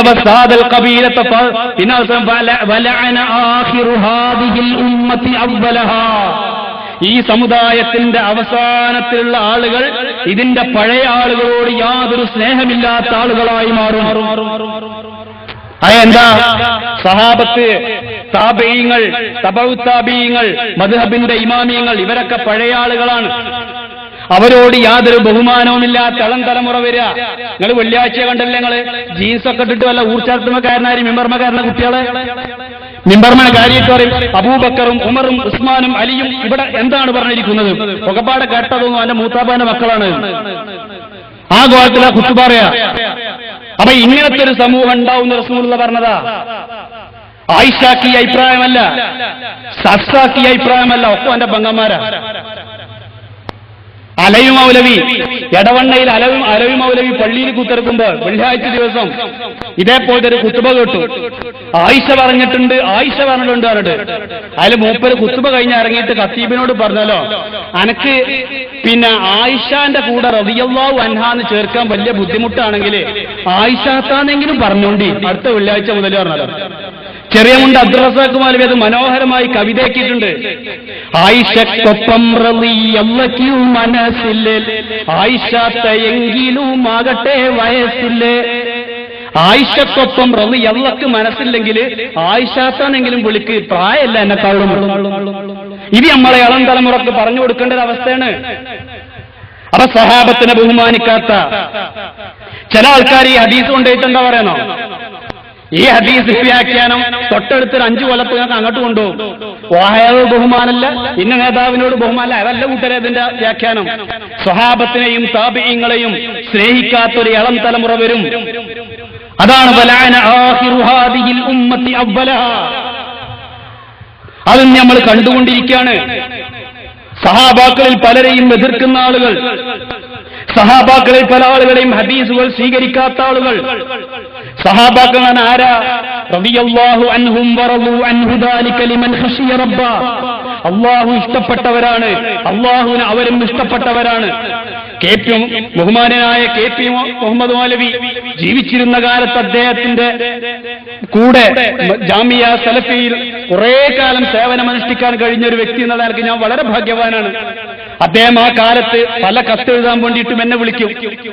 അങ്ങനെ സംസാരിച്ചിരിക്കുന്ന കൂട്ടത്തിൽ അദ്ദേഹം പറഞ്ഞ ഒരു കാര്യം ഇന്നത്തെ സലഫികളായ നമ്മൾ എല്ലാവരും ഓർത്തിരിക്കേണ്ടതാ. അദ്ദേഹം പറഞ്ഞെന്നോട്, സഹാബാക്കളിൽ ഭിന്നിച്ച ഏതെങ്കിലും വിഷയങ്ങളിൽ ഞാൻ ഒരു കക്ഷിയുടെ ആളാണ് എന്ന് പറഞ്ഞ് മറ്റ് സഹാബത്തിനെ തള്ളിപ്പറയാൻ നമുക്കാർക്കും അർഹതയില്ല. ഇനി നമ്മൾ അഭിപ്രായ വ്യത്യാസമുള്ള പല വിഷയങ്ങളിലും സഹാബാക്കളെ അഭിപ്രായ വ്യത്യാസമുള്ള വിഷയങ്ങളാണ്. അതിലേത് സ്വീകരിച്ചാൽ നമ്മൾ നേർവഴിയിലാണ്. കെ പി മുഹമ്മദ് മൗലവി മരിക്കുന്നത് വരെ പറയുന്ന കാര്യമാണത്. സഹാബാക്കൾ ഭിന്നിച്ച വിഷയങ്ങളിൽ ഒന്ന് മാത്രം സ്വീകരിച്ച് മറ്റുള്ളവർ അബദ്ധത്തിലാണ് എന്ന് പറയാൻ നമുക്ക് പാടില്ല. കാരണം അള്ളാഹു തൃപ്തിപ്പെട്ടവരാണ് അവർ. അവിടെ നമുക്ക് ഏത് സഹാബത്തിന്റെയും കൗലനുസരിച്ച് നമുക്ക് അമൽ ചെയ്യാം. ഈ ഒരു വിശാലമായ മനസ്സുന്നത് സലഫികൾക്കില്ലാതെ പോയി. അതവിടെയാണ് വലഅന ആഖിറു ഹാദിഹിൽ ഉമ്മത്തി അവ്വലഹാ. ഇതിന്റെ അവസാനമുള്ള ആളുകൾ ആദ്യമുള്ള ആളുകളോട് നെറുകേട് കാണിക്കുമെന്ന് റസൂലുള്ളാഹി പറഞ്ഞത്. പിന്നെ പറഞ്ഞു പെണ്ണുങ്ങൾ എണ്ണം കൂടും, ആണുങ്ങൾ എണ്ണം കുറയും, ലജ്ജ കുറയും. ലജ്ജ കുറഞ്ഞില്ലേ? ഒരു 10 or 20 കൊല്ലം മുമ്പ് നിങ്ങളെ ഈ തിരുത്തിയോട് ഒരു ആണും പെണ്ണും പെടുന്നാട് ഒരു 10 മിനിറ്റ് വർത്താനം പറഞ്ഞ പോലെ വെറുതെ വിടും ആൾക്കാര്. എന്താ ഇപ്പൊ കുറച്ച് നേരമല്ലോ ഒരു രണ്ടാളും അവിടെ ഒരു ഉളുപ്പില്ലാതെ ഇങ്ങനെ വർത്താനം പറയുന്നത്? മഹലിലാകെ ചർച്ചയാവില്ല കൂട്ടരെ. ഓളെ പെരിയിൽ പോയിട്ട് വാപ്പാനോട് പറഞ്ഞ ഓക്ക് പെരും തല്ലിട്ടൂലേ, ചെറുക്കനെ ഓന്റെ വാപ്പ തല്ലൂലേ. എന്താ ഈ മനുഷ്യന്മാരുടെ അടിയിൽ ഉളുപ്പില്ലാതെ വർത്താനം പറയാ? ഇന്നിങ്ങളെ നമ്മളെ തൊട്ടടുത്തുള്ള ക്യാമ്പസിലൊക്കെ വന്നു നോക്കി, രാവിലെ തന്നെ ജീൻസും ടീഷർട്ടൊക്കെ ഇട്ടപ്പണ് ഗുഡ് മോർണിംഗ് എന്നിട്ട് കയ്യ കൊടുക്കണ്. എന്ത് ഉളുപ്പായിട്ടുള്ളത്? ഒരിക്കൽ കൂൾബാറിൽ ചെന്നപ്പണ്ട് 3 ആൺകുട്ടികളും 3 പെൺകുട്ടികളും 6 സ്ട്രോ വെച്ചിട്ട് ഒരു ജ്യൂസിന്റെ ഗ്ലാസ് വലിച്ചു ഇങ്ങനെ കുടിക്കണേ. കിർലോസ്കർ പമ്പ്. ഉളുപ്പ് എന്നാണ് സാധനമല്ല. ഒരിക്കൽ എന്റെ സഹപ്രവർത്തകൻ, ആളെ കോളേജിലെ അധ്യാപകൻ, ടൗണിലേക്ക് പോകുമ്പോ ബസ്സിൽ ഇരിക്കുന്ന ഒരു പെൺകുട്ടി കമ്പിയിൽ ചാരി നിൽക്കുന്ന ഒരു ആൺകുട്ടിയോട് മടിയിലിരിക്കാൻ നിർബന്ധിക്കുന്നു. നിന്ന് വിഷമിക്കണ്ടടോ, ഇരുന്നടോ. അപ്പൊ ഇവനാണ് ആകപ്പാടെ വിഷമം. ഇങ്ങനെ ആൾക്കാരൊക്കെ നോക്കുക, ഇവൻ നിർബന്ധിക്കുക മടിയിലിരിക്കാൻ. അതാണ് 20 കൊല്ലം മുമ്പ് നമ്മളെ ഈ സമുദായം ഇന്നുള്ള പെൺകുട്ടികളുടെ അവസ്ഥ. ഉളുപ്പ് എന്ന സാധനം തൊട്ട് തീണ്ടിട്ടില്ല. ഡ്രസ്സിലൊക്കെ കണ്ടില്ലേ നിങ്ങള്? ഡ്രസ് ഇങ്ങനെ ഓരോന്ന് മാറി മാറി വരുന്നതനുസരിച്ച് അങ്ങനെ പോവാണ്. നിഴലടിച്ചിട്ട് ശരീരത്തിന്റെ വടിവ് പുറത്തേക്ക് കാണുക എന്നുള്ളതാണ് ഫാഷൻ. അത് എത്രത്തോളം കാണിക്കാൻ പറ്റുമോ അല്ലെ? ചുരിദാറിന്റെതൊക്കെ കഷ്ണം വെട്ടി വെട്ടി വെട്ടി വെട്ടി മേപ്പെട്ടെത്തിയിട്ടാണ് ആലന്തുഞ്ഞാവ് കയറാൻ തുടങ്ങിയിരിക്കുന്നത്. കാരണം നല്ല കയ്യും കാലൊക്കെ ശരിക്കാണ് പുറത്തേക്ക് കാണണം. ആ കോലത്തിലുള്ള ഡ്രസ്സ്. ഇങ്ങനെ ലജ്ജ എന്ന് പറയുന്നത് തൊട്ട് തീണ്ടാത്ത റസൂലുള്ളാഹി സ്വല്ലല്ലാഹു അലൈഹി വസല്ലം ഈ കാലഘട്ടത്തിൽ ജീവിക്കുന്ന ആളുകളെ കുറിച്ച് പറഞ്ഞു. ആരാധൽ മുതശബ്ബിഹീന ബിന്നിസായി വൽ മുതശബ്ബിഹാതു ബിർരിജാലി. ആണിന്റെ കോലം കെട്ടുന്ന പെണ്ണും പെണ്ണിന്റെ കോലം കെട്ടുന്ന ആണും യൗമുൽ ഖിയാമത്തിന്റെ തൊട്ട് മുമ്പുണ്ടാവും. ഇന്ന് അങ്ങനെ തന്നെയല്ലേ? പെൺകുട്ടികൾ എന്താ ജീൻസ്, പിന്നെ ടീഷർട്ട്, മുടി ചെറുതാക്കി വെട്ടും ചെയ്യും. ഇതാണ് പെണ്ണ്. ആണോ? ആണ് മുടി ബാഗൊക്കെ നല്ലോണം നീട്ടും, താടിയും പഠിക്കും, മീശയും പഠിക്കും, കയ്യമ്മ വളടും, ഒരു കാതലിൽ കമ്പലുണ്ടാവും, ഒരു ചുരിദാറും കൂടി ഇട്ടാ കുഞ്ഞാത്തോന്ന് വിളിക്കാം. ആ കോലത്തിലുള്ള ആണുങ്ങള്. ഇതാ റസൂലുള്ളാഹി പറഞ്ഞത്, ആണിന്റെ കോലം കെട്ടുന്ന പെണ്ണും പെണ്ണിന്റെ കോലം കെട്ടുന്ന ആണും ഉണ്ടാവും. ഇത് നമ്മൾ ഇന്ന് കാണാണ്. എത്ര ചെറുപ്പക്കാരാണ് മുടി നീട്ടി നടക്കുന്നത്? പാന്റ് ഇട്ടാൽ തന്നെ ഇപ്പോഴുള്ള ഫാഷൻ തന്നെ എന്തോ കുപ്പായം മേലക്ക് മേലക്ക് പോവുക, പാന്റ് താഴേക്ക് താഴേക്ക് പോവുക. ഇതാണ് ഇപ്പോഴത്തെ ആൺകുട്ടികളുടെ ഫാഷൻ. പാന്റ് താഴത്തേക്ക് പോയിട്ട് ഇത് എവിടെയാണ് തങ്ങിക്കണെന്ന് മനസ്സിലാവില്ല, അങ്ങനെ തൂങ്ങിയനക്കണാണ്. എപ്പോഴാണോ അവന്റെ ഔറത്ത് വെളിപ്പെടുക എന്നുള്ളത് അറിയാൻ പറ്റാത്ത കോലത്തില് അതന്നെ ചിലപ്പോ കാലുമൊക്കെ ഇറുകിയിട്ട് PVC പൈപ്പിന് തുണിച്ചേരി തോന്നും. ഈ കോലത്തിലുള്ള ഡ്രസ്സാണ് നമ്മളെ ചെറുക്കന്മാര്. പല മയ്യത്തിന്റെ കൂടൊക്കെ പോകുന്ന പള്ളി കയറിയാൽ കാണാൻ കാലിങ്ങനെ പൊന്തിച്ചിട്ട് ഇങ്ങനെ ചുരുട്ടണ് ഒരു 10 മിനിറ്റ്. ഇതൊക്കെ പാടെ ചുരുട്ടി ലെവലാക്കണ്ട നിസ്കാരം സഹിയാണെങ്കിൽ. ഈ കോലത്തിലുള്ള ഇളം തലമുറ ഇതൊക്കെ പ്രവാചകൻ പറഞ്ഞതാ. പിന്നെ പ്രവാചകൻ സല്ലല്ലാഹു അലൈഹി വസല്ലം കുറെ വിഷയങ്ങൾ പറഞ്ഞു വന്നിട്ട് പറഞ്ഞു, പടിഞ്ഞാറ് ഭാഗത്ത് സൂര്യൻ ഉദിക്കുന്നതും ഒരു ലക്ഷണമാണ്. പടിഞ്ഞാറ് ഭാഗത്ത് സൂര്യൻ ഉദിക്കുന്നതും ഒരു ലക്ഷണമാണ്. അപ്പൊ ഒരു ദിവസം ചെയ്യും, നമ്മൾ എണീറ്റ് നോക്കുമ്പോ കിഴക്ക് ഇരുണ്ട് കിടക്കുണ്ടാവും, പടിഞ്ഞാറ് ഇങ്ങനെ വെളിച്ചം കാണും. കുറച്ചു കഴിഞ്ഞാൽ സൂര്യൻ പടിഞ്ഞാറിങ്ങനെ ഉദിക്കും. അതും ഒരു ലക്ഷണമാണ്. ആ ലക്ഷണം കഴിഞ്ഞാലും വർഷങ്ങളോളം ഈ ലോകം നിലനിൽക്കും. അന്നും സൂര്യൻ കൃത്യമായിട്ട് വരും. 9 മണി, 10 മണി, 12 മണി, ളുഹർ, അസർ, മഗ്രിബ്, പിറ്റേ ദിവസവും പടിഞ്ഞാറ് ഉദിക്കും. ഇത് ശാസ്ത്രം അംഗീകരിക്കുന്നതാണ്. ശാസ്ത്രം പറയുന്നുണ്ട്, ആന്റി ക്ലോക്ക് വൈസിൽ കറങ്ങുന്ന ഈ ഭൂമി അഥവാ ക്ലോക്കിന്റെ സൂചി കറങ്ങുന്നതിന്റെ നേരെ എതിർദിശയിൽ കറങ്ങിക്കൊണ്ടിരിക്കുന്ന ഭൂമി പെട്ടെന്ന് ക്ലോക്ക് വൈസിലേക്ക് മാറും. ക്ലോക്കിന്റെ സൂചി കറങ്ങുന്ന അതേ രൂപത്തിൽ കറങ്ങാൻ തുടങ്ങും. കറങ്ങുമ്പോ ഉദയം പടിഞ്ഞാറാകും, അസ്തമയം കിഴക്കാവും. അത് ശാസ്ത്രം അംഗീകരിക്കുന്നതാണ്. അങ്ങനെ ഉദിച്ചു കഴിഞ്ഞാൽ പിന്നെന്താ പ്രശ്നം? നിറങ്ങള് നമ്മളെ തൗബ സ്വീകരിക്കൂല. ഉദിച്ചണ്ട് കഴിഞ്ഞാൽ പിന്നെ തൗബ സ്വീകരിക്കൂല. അതെന്താണ്? അത് പടച്ചോന്റെ ഒരു പരീക്ഷണം തന്നെയാണ്. കാരണം അതുകൊണ്ട് ഉദിച്ചു കഴിഞ്ഞാൽ പിന്നെ ഉറപ്പായി അടുത്ത കാലത്ത് എന്നാ യൗമുൽ ഖിയാമത്തുണ്ട്. അപ്പൊ എന്ത് ചെയ്യും? ആൾക്കാര് ളുഹറിന് പള്ളിക്ക് തിരക്ക്, അസറിന് പള്ളിക്ക് തിരക്ക്, മഗ്രിബിന് നിൽക്കാൻ സമയമല്ല, ജുമുഅക്കൊക്കെ സുബഹിക്ക് തന്നെ വന്ന് പോയിട്ട് കുത്തിരിക്കുക ആൾക്കാര്. പക്ഷെ ഒരു കാര്യമല്ല, ആ സൂര്യൻ പടിഞ്ഞാറുന്ന് ഉദിക്കുന്നതിന് തൊട്ട് മുമ്പ് ആരൊക്കെ ഹിദായത്തിലാണോ അവർ മാത്രം രക്ഷപ്പെട്ടു. അത് കഴിഞ്ഞിട്ട് എത്ര തൗബ ചെയ്തിട്ടും കാര്യമില്ല, എത്ര ളുഹർ 8 റക്അത്ത് നിസ്കരിച്ചിട്ടും കാര്യമില്ല, എന്ത് ചെയ്തിട്ടും കാര്യമില്ല. ആ സൂര്യൻ ഉദിച്ചിട്ട് ചിലപ്പോ 10, 20, 40 വർഷം ഈ ദുനിയാവ് നിലനിന്നു വരാം. ഞാൻ കുട്ടിക്കാലത്ത് മദ്രസ പഠിക്കുമ്പോ എന്റെ വിചാരം അങ്ങനെയായിരുന്നില്ല. യൗമുൽ ഖിയാമത്തിന്റെ അന്ന് രാവിലെ സൂര്യൻ എന്തെയും പടിഞ്ഞാറ് ഉദിക്കും. പിന്നെയോ അന്നാണ് യൗമുൽ ഖിയാമത്ത് ഉണ്ടാകാനാണ് എന്റെ മനസ്സിൽ കുട്ടിക്കാലത്തൊക്കെ. അപ്പൊ സൂര്യൻ പടിഞ്ഞാറ് ഉദിക്കും. ഒരു 8 മണിയോടുകൂടി കബറക്കപ്പാടെ പൊട്ടിയിട്ട് ആൾക്കാരൊക്കെ പുറത്തു വരും. ഒരു 11 മണിയോടുകൂടി അള്ളാഹു ഒക്കെപ്പാടെ ഒരു ഗ്രൗണ്ട് കാക്കും. ഉച്ചയോടുകൂടി വിചാരണ തുടങ്ങും. ഒരു വൈകുന്നേരം 5 മണിയോടുകൂടി സമാപനം, നമ്മളെപ്പോലെ സമാപന പ്രസംഗമൊക്കെ തുടങ്ങിയിട്ട് മഗ്രിബോട് കൂടി സ്വർഗത്തുക്കും നരകത്തുക്കും ഒക്കെ പിരിച്ചുവിടുന്നൊക്കെ വിചാരിച്ചിരുന്നത്. അങ്ങനെയല്ല, മറിച്ചോ സൂര്യൻ പടിഞ്ഞാറ് ഉദിച്ചാലും വർഷങ്ങളോളം ഈ ലോകം നിലനിൽക്കും. എങ്ങനെ? ഈമാനില്ലാത്ത ആളുകൾക്ക് ഭ്രാന്ത് പിടിച്ച ലോകം, തഖ്വയില്ലാത്ത മനുഷ്യർക്ക് ഭ്രാന്ത് പിടിച്ച ലോകം ഇവിടെ കാണും. കാരണം അതുവരെ അവർക്ക് ദീനില്ല. പിന്നെ പോലെ എന്തിനും തയ്യാറാണ്, പക്ഷെ പടച്ചോൻ അത് വേണ്ട. നമ്മളില്ല ഈ ദുനിയാവില് പണ്ടൊക്കെ, ഇപ്പത്തെ പെണ്ണുങ്ങൾ കുറെയൊക്കെ മെച്ചപ്പെട്ടുകണ്. പണ്ടൊക്കെ നിസ്കാരൊക്കെ കോന്തലക്ക് ഇങ്ങനെ കെട്ടിടുന്ന പറയണത്. അത്രയും കാലം മനുഷ്യന് ശുഭാപ്തി വിശ്വാസമാണ്. വൈകുന്നേരം ഒക്കെ ഒരുമിച്ച് നിസ്കരിച്ചാൽ മതി.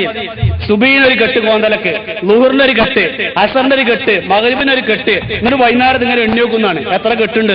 എന്നിട്ട് ഒന്നായിട്ടാണ് നിസ്കരിക്കുന്ന പറഞ്ഞു. അങ്ങനത്തെ പെണ്ണുങ്ങൾ പണ്ടുണ്ടായിരുന്നു. പക്ഷെ ഇന്ന് കുറെ മാറ്റം അതിൽ വന്നു, ഇബാദത്തുകൾ ചിട്ട വന്നു. എന്നാലും ജാഹിലിയ്യത്തിൽ കഴിയുന്ന ദീനീബോധമില്ലാത്ത ധാരാളം സഹോദരികൾ ഇന്നുമുണ്ട്. വേഷവിധാനത്തിൽ സൂക്ഷ്മതയില്ലാത്ത ധാരാളം സഹോദരിമാരുണ്ട്. സാരിക്ക് മാത്രം പ്രത്യേകിച്ചൊരു ബ്ലൗസാണ് 10 സെന്റിമീറ്റർ കൊണ്ട് അടിക്കണേ. അത് എത്ര ദീനീബോധമുള്ള പെണ്ണാണെങ്കിലും സാരിക്ക് പിന്നെ ഇതല്ലാതെ എന്താണെന്നാ ചോദിക്കുക. അപ്പൊ സാരി എന്ന് പറഞ്ഞാല് സാരി എടുത്തു കഴിഞ്ഞാൽ പിന്നെ ഒരു ചാണ് മിച്ചഭൂമി വേണമെന്നാണ് അതിന്റെ അർത്ഥം. സാരിയാണ് എടുത്തു കഴിഞ്ഞാൽ പിന്നെ ബ്ലൗസും ഒക്കെ ഒരു ചാണ് ഒഴിഞ്ഞു കിടക്കണം. അങ്ങനെ കാണിച്ചിട്ട് പൊക്കളും കാട്ടിയിട്ട് എല്ലാവർക്കും ഔറത്തും കാണിച്ചു നടക്കുന്ന ഒരു സ്വഭാവം പെണ്ണുങ്ങൾക്ക്. ഇങ്ങനെയൊക്കെ നടക്കുന്ന സ്ത്രീകൾക്ക് സൂര്യൻ പടിഞ്ഞാറങ്ങോട്ട് ഉദിച്ചിട്ട് പിന്നെ ഓലൊക്കെപ്പാടെ കെട്ടിപ്പൊന്നിട്ടും കാര്യമില്ല. മനസ്സിലായല്ലോ? സൂര്യൻ പടിഞ്ഞാറോട് ഉദിച്ചു കഴിഞ്ഞിട്ട് പിന്നെ എന്തുങ്ങൾ ചെയ്തിട്ടും കാര്യമില്ല.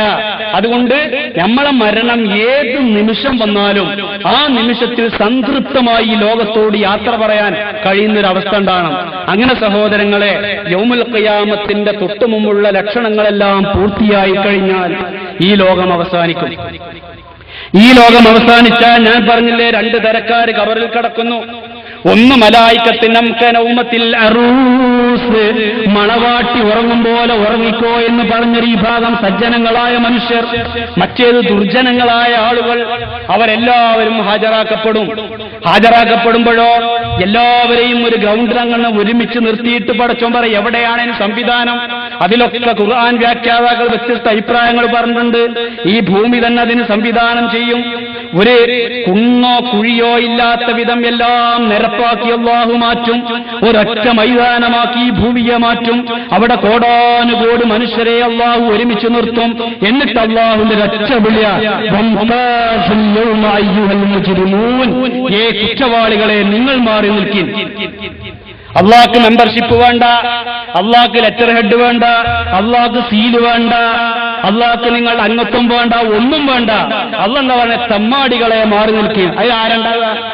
ആ തമ്മാടികളിൽ നമ്മളെ കൂട്ടത്തിലുണ്ടാവും, സമസ്തക്കാരിലുണ്ടാകും, ജമാഅത്തെ ഇസ്ലാമിയിലുണ്ടാവും, തബ്ലീഗ് ജമാഅത്തിലുണ്ടാകും, നല്ലവരോ സമസ്തയിലുണ്ടാകും, മുജാഹിദീങ്ങളിലുണ്ടാവും, ജമാഅത്തെ ഇസ്ലാമിയിലുണ്ടാവും. ഒറ്റ വാക്കേ അള്ളാഹ് പറയുള്ളൂ, വംതാസുൽ യൗമ അയ്യുഹൽ മുജ്രിമൂൻ, കുറ്റവാളികളെ നിങ്ങൾ മാറി നിൽക്കി. അവിടെയാണ് നമ്മൾ പേടിക്കേണ്ടത്. നമ്മൾ പലപ്പോഴും എന്താ ചെയ്യണമെന്നോ, എനിക്ക് മെമ്പർഷിപ്പ് ഉണ്ട്, ഞാൻ ഇതിൽ ഉറച്ചു നിൽക്കുന്ന ആൾക്കാരാണ്, ഞങ്ങളുടെ കുടുംബം പണ്ട് അതിൽ ഉറച്ചു പോരുന്ന ആൾക്കാരാണ്. അതൊന്നും പടച്ചോന് വേണ്ട. പടച്ചോന് വേണ്ടത് നീ ഒരു മുസ്ലിം എന്ന നിലയ്ക്ക് എന്ത് ചെയ്തു, ഈ ദുനിയാവിൽ നീ എന്ത് പ്രവർത്തിച്ചു, നമസ്കാരത്തെ നീ എങ്ങനെ സമീപിച്ചു. നമ്മളിൽ പല സംഘാടകരായ ആളുകൾ പോലും, ദീനിന്റെ പ്രവർത്തനത്തിന് വേണ്ടി ജീവിതം ഒഴിഞ്ഞുവെച്ച ആളുകൾ പോലും പലപ്പോഴും സുബഹിക്ക് പള്ളിയിൽ കണ്ടോളന്നില്ല. ഒരു നാടിന്റെ ഒരു ഈമാനികമായ തുടിപ്പ് എന്ന് പറഞ്ഞാൽ സുബഹി ജമാഅത്താണ്. ആ നാട്ടിലെ സുബഹി ജമാഅത്തിൽ എത്ര പേർ പങ്കെടുക്കുന്നു എന്നതാണ് ഒരു മഹല്ലിന്റെ ഈമാന്റെ മാനദണ്ഡം. എത്ര ആളുണ്ടാവും പള്ളിയിൽ സുബഹി ജമാഅത്തിന്? അത് അന്വേഷിക്കുമ്പോഴാണ് നമ്മളെ പള്ളികളുടെ മൊത്തത്തിൽ ശോച്യാവസ്ഥ മനസ്സിലാകുക.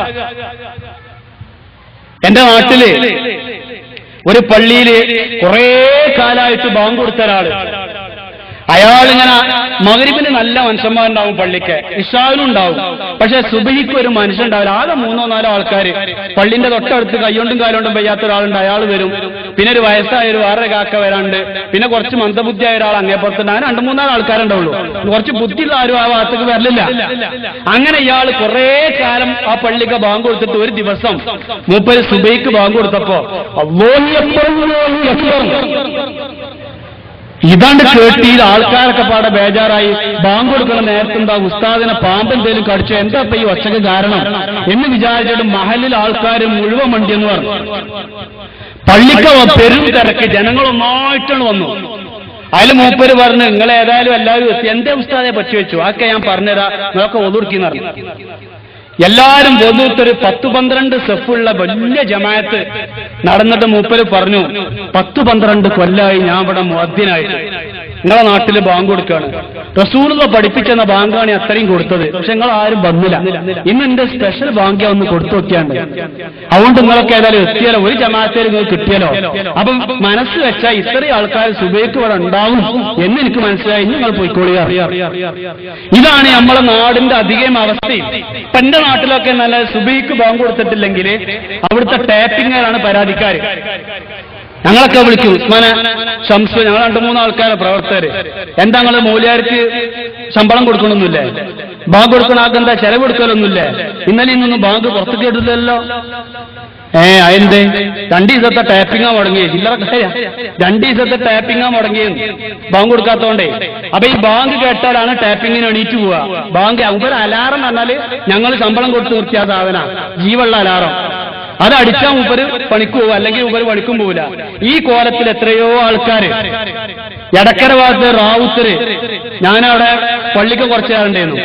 ആ മൂപ്പര് പള്ളിക്ക കാണൂല. അപ്പൊ ഞാൻ ചോദിച്ചു, നിങ്ങളെന്താ പള്ളിക്കൊക്കെ തീരെ വരുന്നില്ലല്ലോ? ഓ മൗലവി, വരത്തുണ്ടല്ലോ, ചെറിയ പെരുന്നാക്കും വരത്തുണ്ട്, വലിയ പെരുന്നാക്കും വരത്തുണ്ട്, 2 വരത്ത്. ഇങ്ങനത്തെ ആൾക്കാർ നമ്മളെ കൂട്ടത്തിലുണ്ട്. കാരണം പെരുന്നാക്കാണ് പള്ളിക്ക പെരും തിരക്ക്, കുട്ടികളും മക്കളും എല്ലാവരും പുറത്തൊക്കെ പായിടല്ലേ പള്ളിക്ക്. പള്ളിയിൽ കൊള്ളായിട്ടല്ലേ നമ്മൾ ഈദ്ഗാഹ് നടത്തല്. അപ്പൊ എവിടുന്ന് അതൊക്കെ പാടെ വരുന്നത്? പെരുന്നാളിന്റെ 2 ദിവസം മുമ്പ് എല്ലാവരും പൊന്നാനി പോയി മാർക്കത്ത് കൂടിയതാ. അല്ല, മഹലിലുള്ളവരെന്നെയാണ് ഒക്കെ. മനസ്സ് വെച്ചാൽ വരാൻ പറ്റും, പക്ഷെ എന്തില്ല, വരൂല. ഇങ്ങനെയുള്ള കുറെ ആളുകൾ കുറെ അഭിനയിക്കുകയാണ്, മുസ്ലിമായിട്ട് അഭിനയിക്കുക. ഈ അഭിനയിക്കുന്ന ആളുകൾക്കെല്ലാം വലിയ ദുരന്തമാണ് യൗമുൽ ഖിയാമത്തിന് ശേഷമുണ്ടാകുന്ന ഓരോ നിമിഷങ്ങളും നമ്മൾ ഓർക്കണം. നമ്മളെ റൂഹ് വേർപിരിഞ്ഞ് കഴിഞ്ഞാൽ നമ്മളോടൊപ്പം ഉണ്ടാവുന്നത് നമ്മുടെ അമല് മാത്രമാണ്. റസൂലുള്ളാഹിന്റെ ഒരു ഹദീസ് ഉണ്ട്, ഇദാ മാത്തൽ ഇൻസാനു ഇൻഖതാ അമലുഹു ഇല്ലാ മിൻ സലാത്ത്. ഒരു മനുഷ്യനങ്ങ് മരിച്ചുപോയാൽ അവന്റെ എല്ലാ പ്രവർത്തനങ്ങളും മുറിഞ്ഞുപോയി. ഈ ദുനിയാവിൽ നമുക്ക് എന്തൊക്കെയുണ്ട്? ഈ ദുനിയാവിൽ ഇപ്പൊ നമുക്ക് എന്തെല്ലാം സൗകര്യങ്ങൾ, എന്തെല്ലാം സംവിധാനങ്ങൾ. ഇപ്പൊ ഞാൻ ഇവിടെ പ്രസംഗിച്ചുകൊണ്ടിരിക്കുകയാണ്, എന്റെ വീട്ടിലേക്ക് പ്രസംഗത്തിന്റെ ഇടയിൽ നിന്ന് വിളിച്ചിട്ട് മൊബൈലൊന്ന് അമർത്തിയാൽ ഞാൻ ഇവിടെ സംസാരിച്ചുകൊണ്ടിരിക്കുകയെന്ന് എന്റെ വൈഫറിയാം, എന്റെ പെങ്ങന്മാർക്കറിയാം, എന്റെ മക്കൾക്കറിയാം.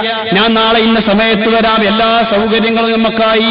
പക്ഷേ ഖബറിലേക്ക് കണ്ടെത്തിക്കഴിഞ്ഞാലോ ഇൻഖതാഅമലുഹു, അവന്റെ എല്ലാ ബന്ധങ്ങളും മുറിഞ്ഞുപോയി. ഫോൺ കമ്പി, ലെറ്റർ ഒക്കെയും മുറിഞ്ഞില്ലേ. അവർക്കുള്ള ഹാലറിയാത്തതത്ഭുതമല്ലേ. ഖബറെന്നു കേട്ടാൽ തൽക്ഷണം ഞെട്ടേണ്ടതാ, കണ്ടാലുടൻ വാ വിട്ടു നീ കരയേണ്ടതാ. മേടയ്ക്ക് പകരം നാളമാം സുബ്ഹാനേ, കിടക്കേണ്ടതാണതിലും പെരുസമാനേ. മണ്ണിന്റെ തലയണയാണ് നിനക്കതിലുള്ളത്, സന്തോഷമുഴുവിന്റെ താവളമാണ് നിനക്കതിലുള്ളത്. സന്തോഷമാണവകൾക്ക് നീ ചെല്ലുന്നത്. കാർഡില്ല റേഷൻ വേണ്ട പോലതിലുണ്ട്, ക്യൂ സിസ്റ്റമില്ല തള്ളലാണത് കൊണ്ട്. പൊൻവർണ്ണ കോമള മൃദുലമായ ശരീരമിൽ സമരത്തിലാണ് പരസ്പരം തിന്നതിൽ.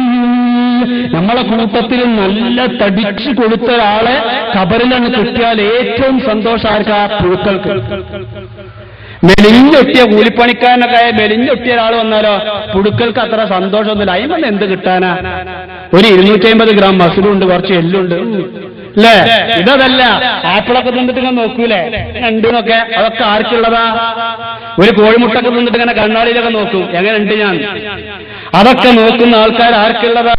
അലദ്ദൂദുൽ ഹുദൂദ വഗാസ ഫീഹാ അഖൂലൽ ലിൽ ബഹിയാതി തുറാബി.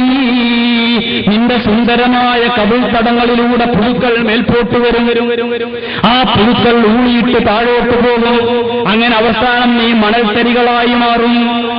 ആ മണൽത്തരികളായി മാറുന്ന മനുഷ്യ, നീ ആലോചിക്ക്, നിനക്ക് ബാക്കിയാവുന്ന എന്താ? മരിച്ചു കഴിഞ്ഞാൽ പെണ്ണവിടെ സ്വാഗതം ചെയ്ത പറഞ്ഞ ഉസ്മാൻ ഫാറൂഖി, അല്ലെ? നിങ്ങൾക്കെല്ലാവർക്കും അറിയുന്ന, നിങ്ങളിൽ ഒരുവനായി ജീവിക്കുന്ന, നാളെ മറ്റന്നാളോ ഇവിടുത്തെ ഒരു ഫോൺ കോൾ വന്നു, ഉസ്മാൻ മരിച്ചു. ആ നേരത്ത് എന്റെ പ്രിയപ്പെട്ട സുഹൃത്ത് അസീസ്, അതേപോലെ തന്നെ VC, കുറെ ആൾക്കാരല്ലേ നമ്മളെ ഏറ്റവും അടുത്ത്, അവരൊക്കെ അവർ തമ്മിൽ ഫോൺ വിളിക്കുമ്പോ ആരെങ്കിലും പറയോ ഫൈസലെ പിന്നെ മരിച്ചിട്ടുണ്ട്, ഉസ്മാൻ ഫാറൂഖിനെ കാണാൻ പോരോ എന്ന് ആരെങ്കിലും ചോദിക്കുമോ? ഇല്ല.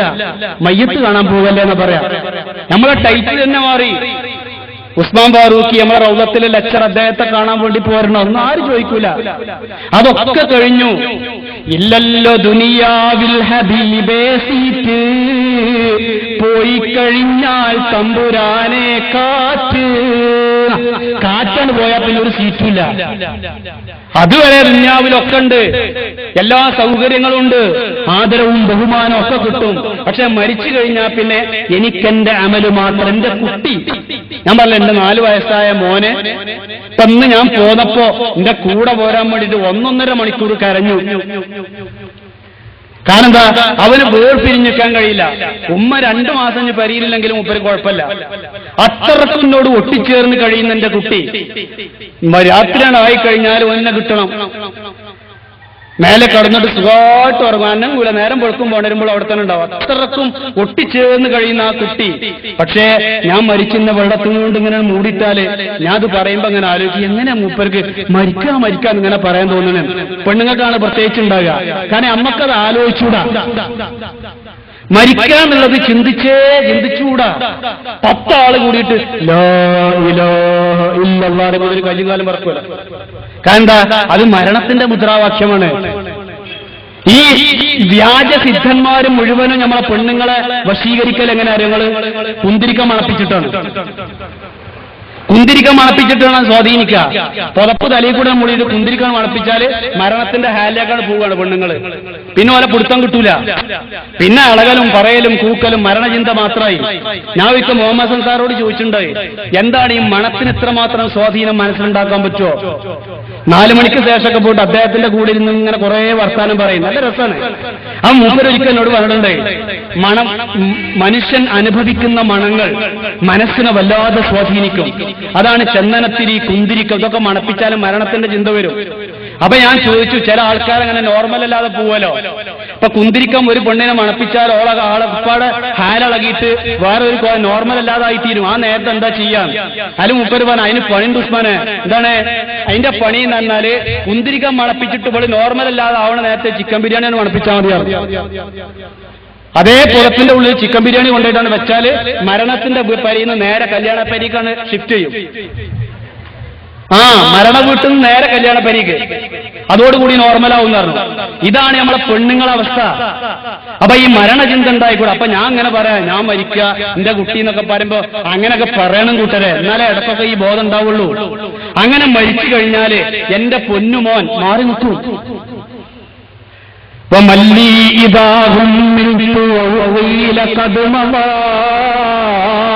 പള്ളി ദർശനം ഓതുന്ന ഒരു ബെയ്ത്താണത്, കിഫായത്തുൽ അവാമർ. എന്താ ആ ബെയ്ത്ത് എന്താന്ന് പറഞ്ഞാൽ, ഒരു കവി മരിക്കുകയാണ്. അയാൾ മരിച്ചതിന് ശേഷം അയാളുടെ വീട്ടിലുള്ള ഓരോ അനുഭവങ്ങൾ പറയണം. ആണ് കിഫായത്തുൽ അവാമർ. ആ കവിതയിൽ പറയേണ്ടത് അദ്ദേഹം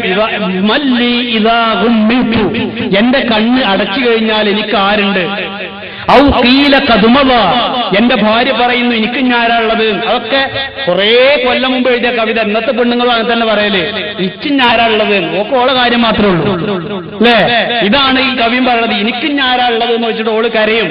ആ നേരത്തോ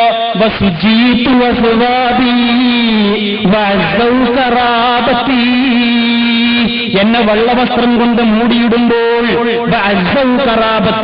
എന്റെ സാന്നിധ്യം എന്റെ മക്കൾക്ക് പോലും പ്രയാസകരമാവും, എന്റെ കുടുംബത്തിന് പ്രയാസകരമാകും. മയ്യത്തിന്റെ മേലെ കുട്ടികള് തലേന്ന് കടന്ന മാതിരി കെട്ടിപ്പിടിച്ച് കിടക്കുവോ? ഇല്ല. കുട്ടികളും മൂലക്കൊക്കെ മാറിക്കയ്യ. കാരണം എന്താ? കുട്ടികൾക്ക് പേടി. ഒരു മക്കളും പറയണത് കേട്ടിട്ടില്ല, എന്റെ വാപ്പാനെ കൊണ്ടുപോണ്ട, എന്റെ ഉമ്മാനെ കൊണ്ടുപോണ്ട, എനിക്കൊന്നും കാണണം. കാരണം എന്താ? പറയൂല. അത് 2-3 ദിവസം കൊണ്ട് ദുർഗന്ധം പരക്കാൻ തുടങ്ങും. പിന്നെ അവിടെ നിൽക്കാൻ പറ്റൂല. അതുകൊണ്ട് കൊണ്ടുപോകുന്നതിലും മറമാടുന്നതിലും എല്ലാവർക്കും സമ്മതമാണ്. എല്ലാവരും കൈയൊഴിഞ്ഞു. നമുക്ക് ഞാനുള്ളത് നമ്മളുടെ അമല് മാത്രം, നമുക്ക് നമ്മളെ അമല് മാത്രം. അതുകൊണ്ട് ഈ ദുനിയാവിൽ നമ്മൾ നമ്മളെ മക്കളെ സ്നേഹിക്കുന്നു, കുടുംബക്കാരെ സ്നേഹിക്കുന്നു. അവരെല്ലാവരും നമ്മോട് വേർപിരിഞ്ഞു കഴിഞ്ഞാലും ഖബറിന്റെ കൂരിരുട്ടിൽ നമുക്ക് താങ്ങും തണലുമായി വരുന്ന അമലുസ്വാലിഹാത്ത്, അതിന്റെ കൂടെ മക്കളെ പ്രവർത്തനം. അത് നമ്മൾ മനസ്സിലാക്കേണ്ട ഒരു കാര്യമാണ്. സാധാരണ നമ്മൾ പറയുമ്പോൾ അല്ലൈസ ലിൽ ഇൻസാനി ഇല്ലാ മാ സഅ, ഒരു മനുഷ്യൻ അവൻ ചെയ്തത് മാത്രമേ ഉള്ളൂ മരണത്തിന് ശേഷം. പിന്നെ മക്കൾ ചെയ്തിട്ടോ വേറെ വല്ലവരും ചെയ്തിട്ടോ കാര്യമില്ല. അങ്ങനെയല്ല, മക്കൾ ചെയ്താൽ അതിന്റെ ഫലം കിട്ടും. പക്ഷെ മക്കൾ എങ്ങനെ ചെയ്യാം? അതിന്റെ വ്യാഖ്യാനത്തിൽ പറയുന്നുണ്ട്, ഒരു വാപ്പ മരിച്ചുപോയാൽ ആ വാപ്പാക്ക് വേണ്ടിയിട്ട് ഒരു മകൻ എന്തെങ്കിലും ഒരു സൽക്കർമ്മം ചെയ്യുന്നുണ്ടെങ്കിൽ അത് വാപ്പാന്റെ അധ്വാനത്തിന്റെ ഫലമാണ്. വാപ്പ മരിച്ചിട്ട് റസൂലുള്ളാഹിന്റെ അടുത്ത് വന്നിട്ട് ഒരാൾ പറയുന്നു, പ്രവാചകരെ, എന്റെ ഉമ്മ മരണപ്പെട്ടുപോയി, എന്റെ ഉമ്മ മരിച്ചുപോയി, എന്റെ ഉമ്മാക്ക് വേണ്ടി ഞാനൊരു കിണർ കുടിച്ചോട്ടെ. നബി സല്ലല്ലാഹു അലൈഹി വസല്ലം പറഞ്ഞു, അതേ, നീ കിണർ കുടിച്ചോ. അതിൽ നിന്ന് മനുഷ്യർ വെള്ളം കുടിക്കുന്ന കാലത്തോളം, പറവകൾ വെള്ളം കുടിക്കുന്ന കാലത്തോളം, ഏത് ജീവിക്കും ദാഹജലം കിട്ടുന്ന കാലത്തോളം നിന്റെ ഉമ്മാക്ക് കൂലി കിട്ടും. പക്ഷെ അങ്ങനെ ചിന്തിക്കുന്ന മക്കളുണ്ടാവുക എന്നുള്ളത് ഒരു വാപ്പാന്റെ ഉമ്മാന്റെ അധ്വാനത്തിന്റെ ഫലമാണ്. ഇന്നത്തെ മക്കൾ വരുന്നുണ്ടോ? ഖബർ അറിയോ മക്കൾക്ക്? മരിച്ചാല് അന്ന് മയ്യത്തിന്റെ കൂടെ വരും, 3 പിടി മണ്ണ് വാരിയിട്ട് പോകും.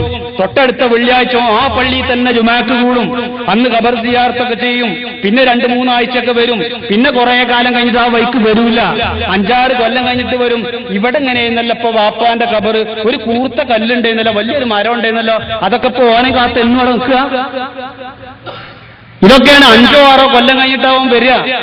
ഇങ്ങനെയാണ് വാപ്പാന്റെ ഖബറുമായി ബന്ധം. അതാ ഞാൻ പറഞ്ഞത്, മുജാഹിദീങ്ങള് ഈ സിയാറത്ത് ടൂറിന് എതിർത്തു, സകല ഹമ്പിന്റെ അടുത്തേക്കും മണ്ണിന് എതിർത്തു. അതോടൊപ്പം തന്നെ വാപ്പാന്റെ ഖബർ തിരിയാത്ത തലമുറയും വന്നു. അതിന്റെ കൂടെ വന്നൊരാപത്താണ്. ഇന്ന് ആരാണ് നമ്മളിവിടെ പള്ളിക്ക് ജുമാക്ക് ശേഷമോ മറ്റേതെങ്കിലും സമയത്തോ സ്വന്തം ബന്ധുക്കളുടെ ഖബറുകൾ തേടിപ്പോയിട്ട് അവിടെ ചെന്ന് അവർക്ക് വേണ്ടി ദുആ ചെയ്യുന്ന മക്കൾ എത്ര പേരുണ്ട്? കാരണം നമ്മൾ മുജാഹിദീങ്ങളല്ലേ, നമ്മളങ്ങനെ ഖബർ അറ്റാച്ച്ഡ് പേഴ്സൺസ് ഒന്നും അല്ലല്ലോ അല്ലേ? ഖബറുമായിട്ട് ബന്ധപ്പെടുന്ന ആൾക്കാരൊന്നുമല്ല. അതൊക്കെ പരന്റെ ഉള്ളിൽ നിന്ന് പ്രാർത്ഥിച്ചാൽ ഒരു കിട്ടേണ്ടത് കിട്ടിക്കോളൂ. എന്തിനാ ഖബറിന്റെ അടുത്ത് പോകാൻ പറഞ്ഞത്? തുദക്കിറുക്കുമുല്ലാഹിറ, നിങ്ങളത് പാരത്രിക ജീവിതത്തെ ഓർമ്മിപ്പിക്കും, പാരത്രിക ജീവിതത്തെ ഓർമ്മിപ്പിക്കും. നമ്മളെ മരണചിന്ത വർദ്ധിപ്പിക്കാൻ.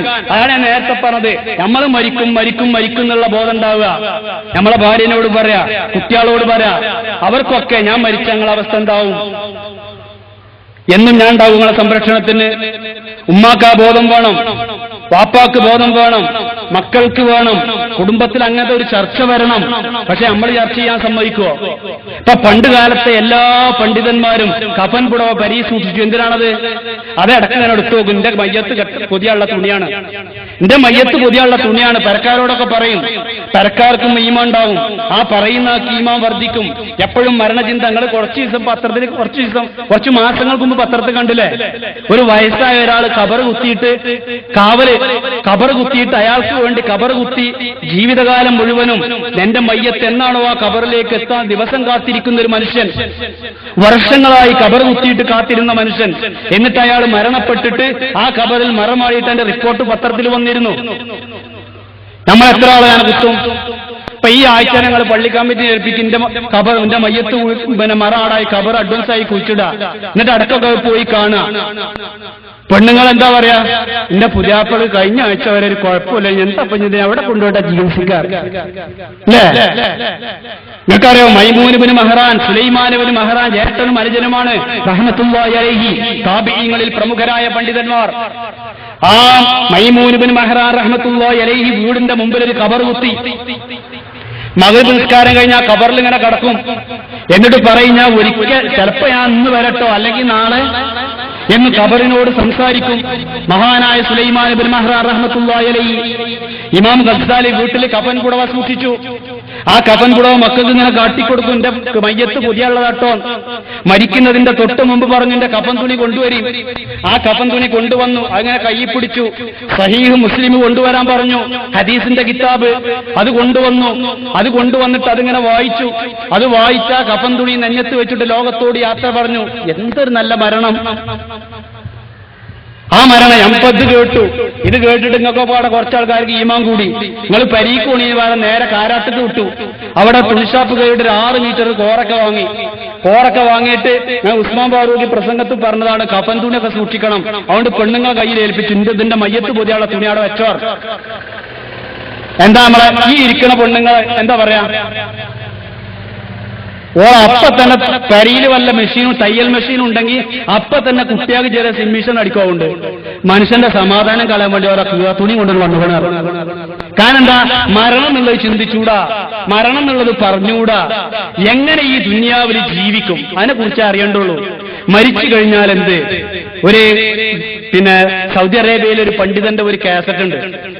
ആ കാസറ്റിൽ അദ്ദേഹം ചോദിക്കുന്ന ചില ചോദ്യങ്ങൾ ഇങ്ങനെ മനസ്സിലിങ്ങനെ കൊള്ളും. അതിൽ പറയാ,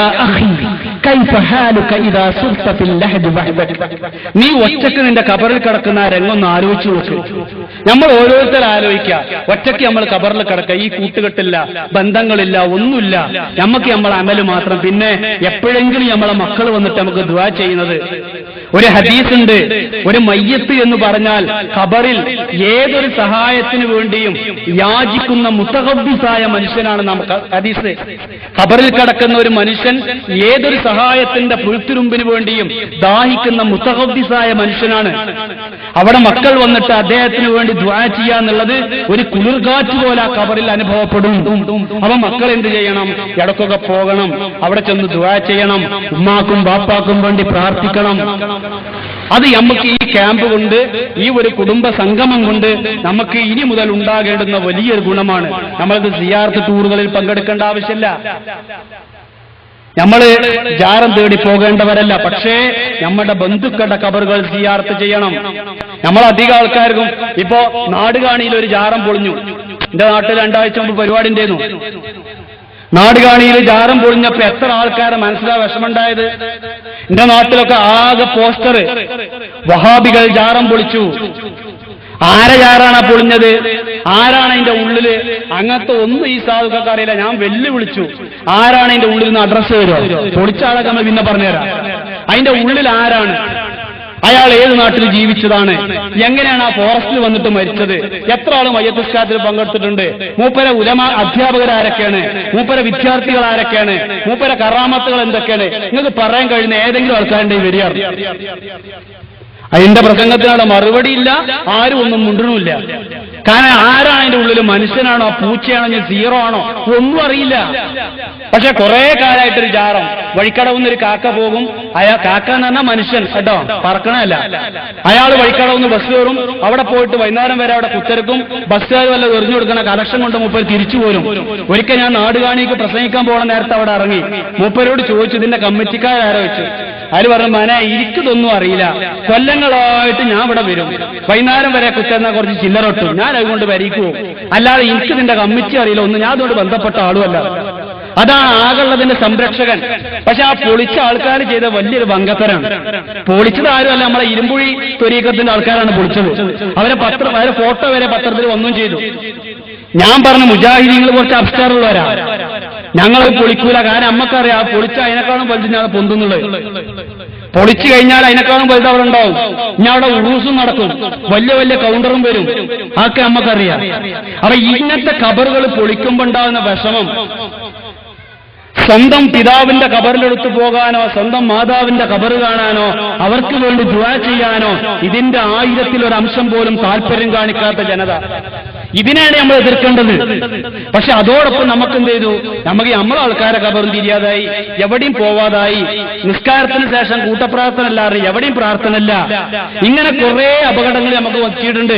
അതെല്ലാം ഒന്ന് വൃത്തിയായി നല്ല രൂപത്തിൽ നല്ല സലഫുകളായി, സലഫ് സാലിഹീങ്ങളുടെ മാതൃക സ്വീകരിക്കുന്നവരായി നമുക്ക് മാറണം. അത് ഇതേപോലുള്ള കൂടിയിരിക്കലുകൾ നമ്മളെ സഹായിക്കട്ടെ. നമ്മുടെ വീടുകളിൽ മരണചിന്ത വളർത്തുന്ന എന്തെല്ലാം അനുകൂല ഘടകങ്ങളുണ്ടോ അതെല്ലാം ഉണ്ടാക്കി കുടുംബ ചർച്ചകൾ വന്ന് മരണസ്മരണ വർദ്ധിക്കുന്ന കുടുംബങ്ങളായിട്ട്, മാതൃകാ കുടുംബങ്ങളായി തീരാൻ അല്ലാഹു സുബ്ഹാനഹു വ തആല നമുക്ക് തൗഫീഖ് പ്രദാനം ചെയ്യുമാറാവട്ടെ. അല്ലാഹുമ്മ ഗഫിർ ലിൽ മുഅ്മിനീന വൽ മുഅ്മിനാത്ത് വൽ മുസ്ലിമീന വൽ മുസ്ലിമാത്ത് വൽ അഹ്യാഇ മിൻഹും വൽ അംവാത്ത് ഇന്നക മുജീബുദ് ദഅവാതി യാ ഖാദിയൽ ഹാജാത്ത്. റബ്ബനാ ലാ തുസിഗ് ഖുലൂബനാ ബഅദ ഇദ് ഹദൈതനാ വഹബ് ലനാ മിൻ ലദുൻക റഹ്മ ഇന്നക അൻതൽ വഹാബ്. اللهم نفس كرب المكروبين وهم المهمومين وغم المغمومين واقض الدين عن المدينين واشف أمراض المسلمين برحمتك يا أرحم الراحمين. اللهم اغفر لموتانا من الآباء والأمهات والإخوان والأخوات والأساتذة يا رب العالمين. اللهم اغفر لهم وارحمهم وعافهم واعف عنهم وأكرم نزلهم ووسع مدخلهم وأغسلهم بالماء والثلج والبرد ونقهم من الخطايا كما ينقى الثوب الأبيض من الدنس. اللهم انقلهم جميعا من ضيق اللهود ومراقع الدود إلى جناتك جنات الخلود وسدر مخضود وطلح ممدود وظل ممدود يا رؤوف يا ودود. اللهم اجعل جمعنا جمعا مرحوما وتفرقنا تفرقا معصوما ولا تجعل فينا ولا معنا ولا منا شقيا ولا محروما. ربنا آتنا في الدنيا حسنة وفي الآخرة حسنة وقنا عذاب النار. آمين آمين برحمتك يا أرحم الراحمين.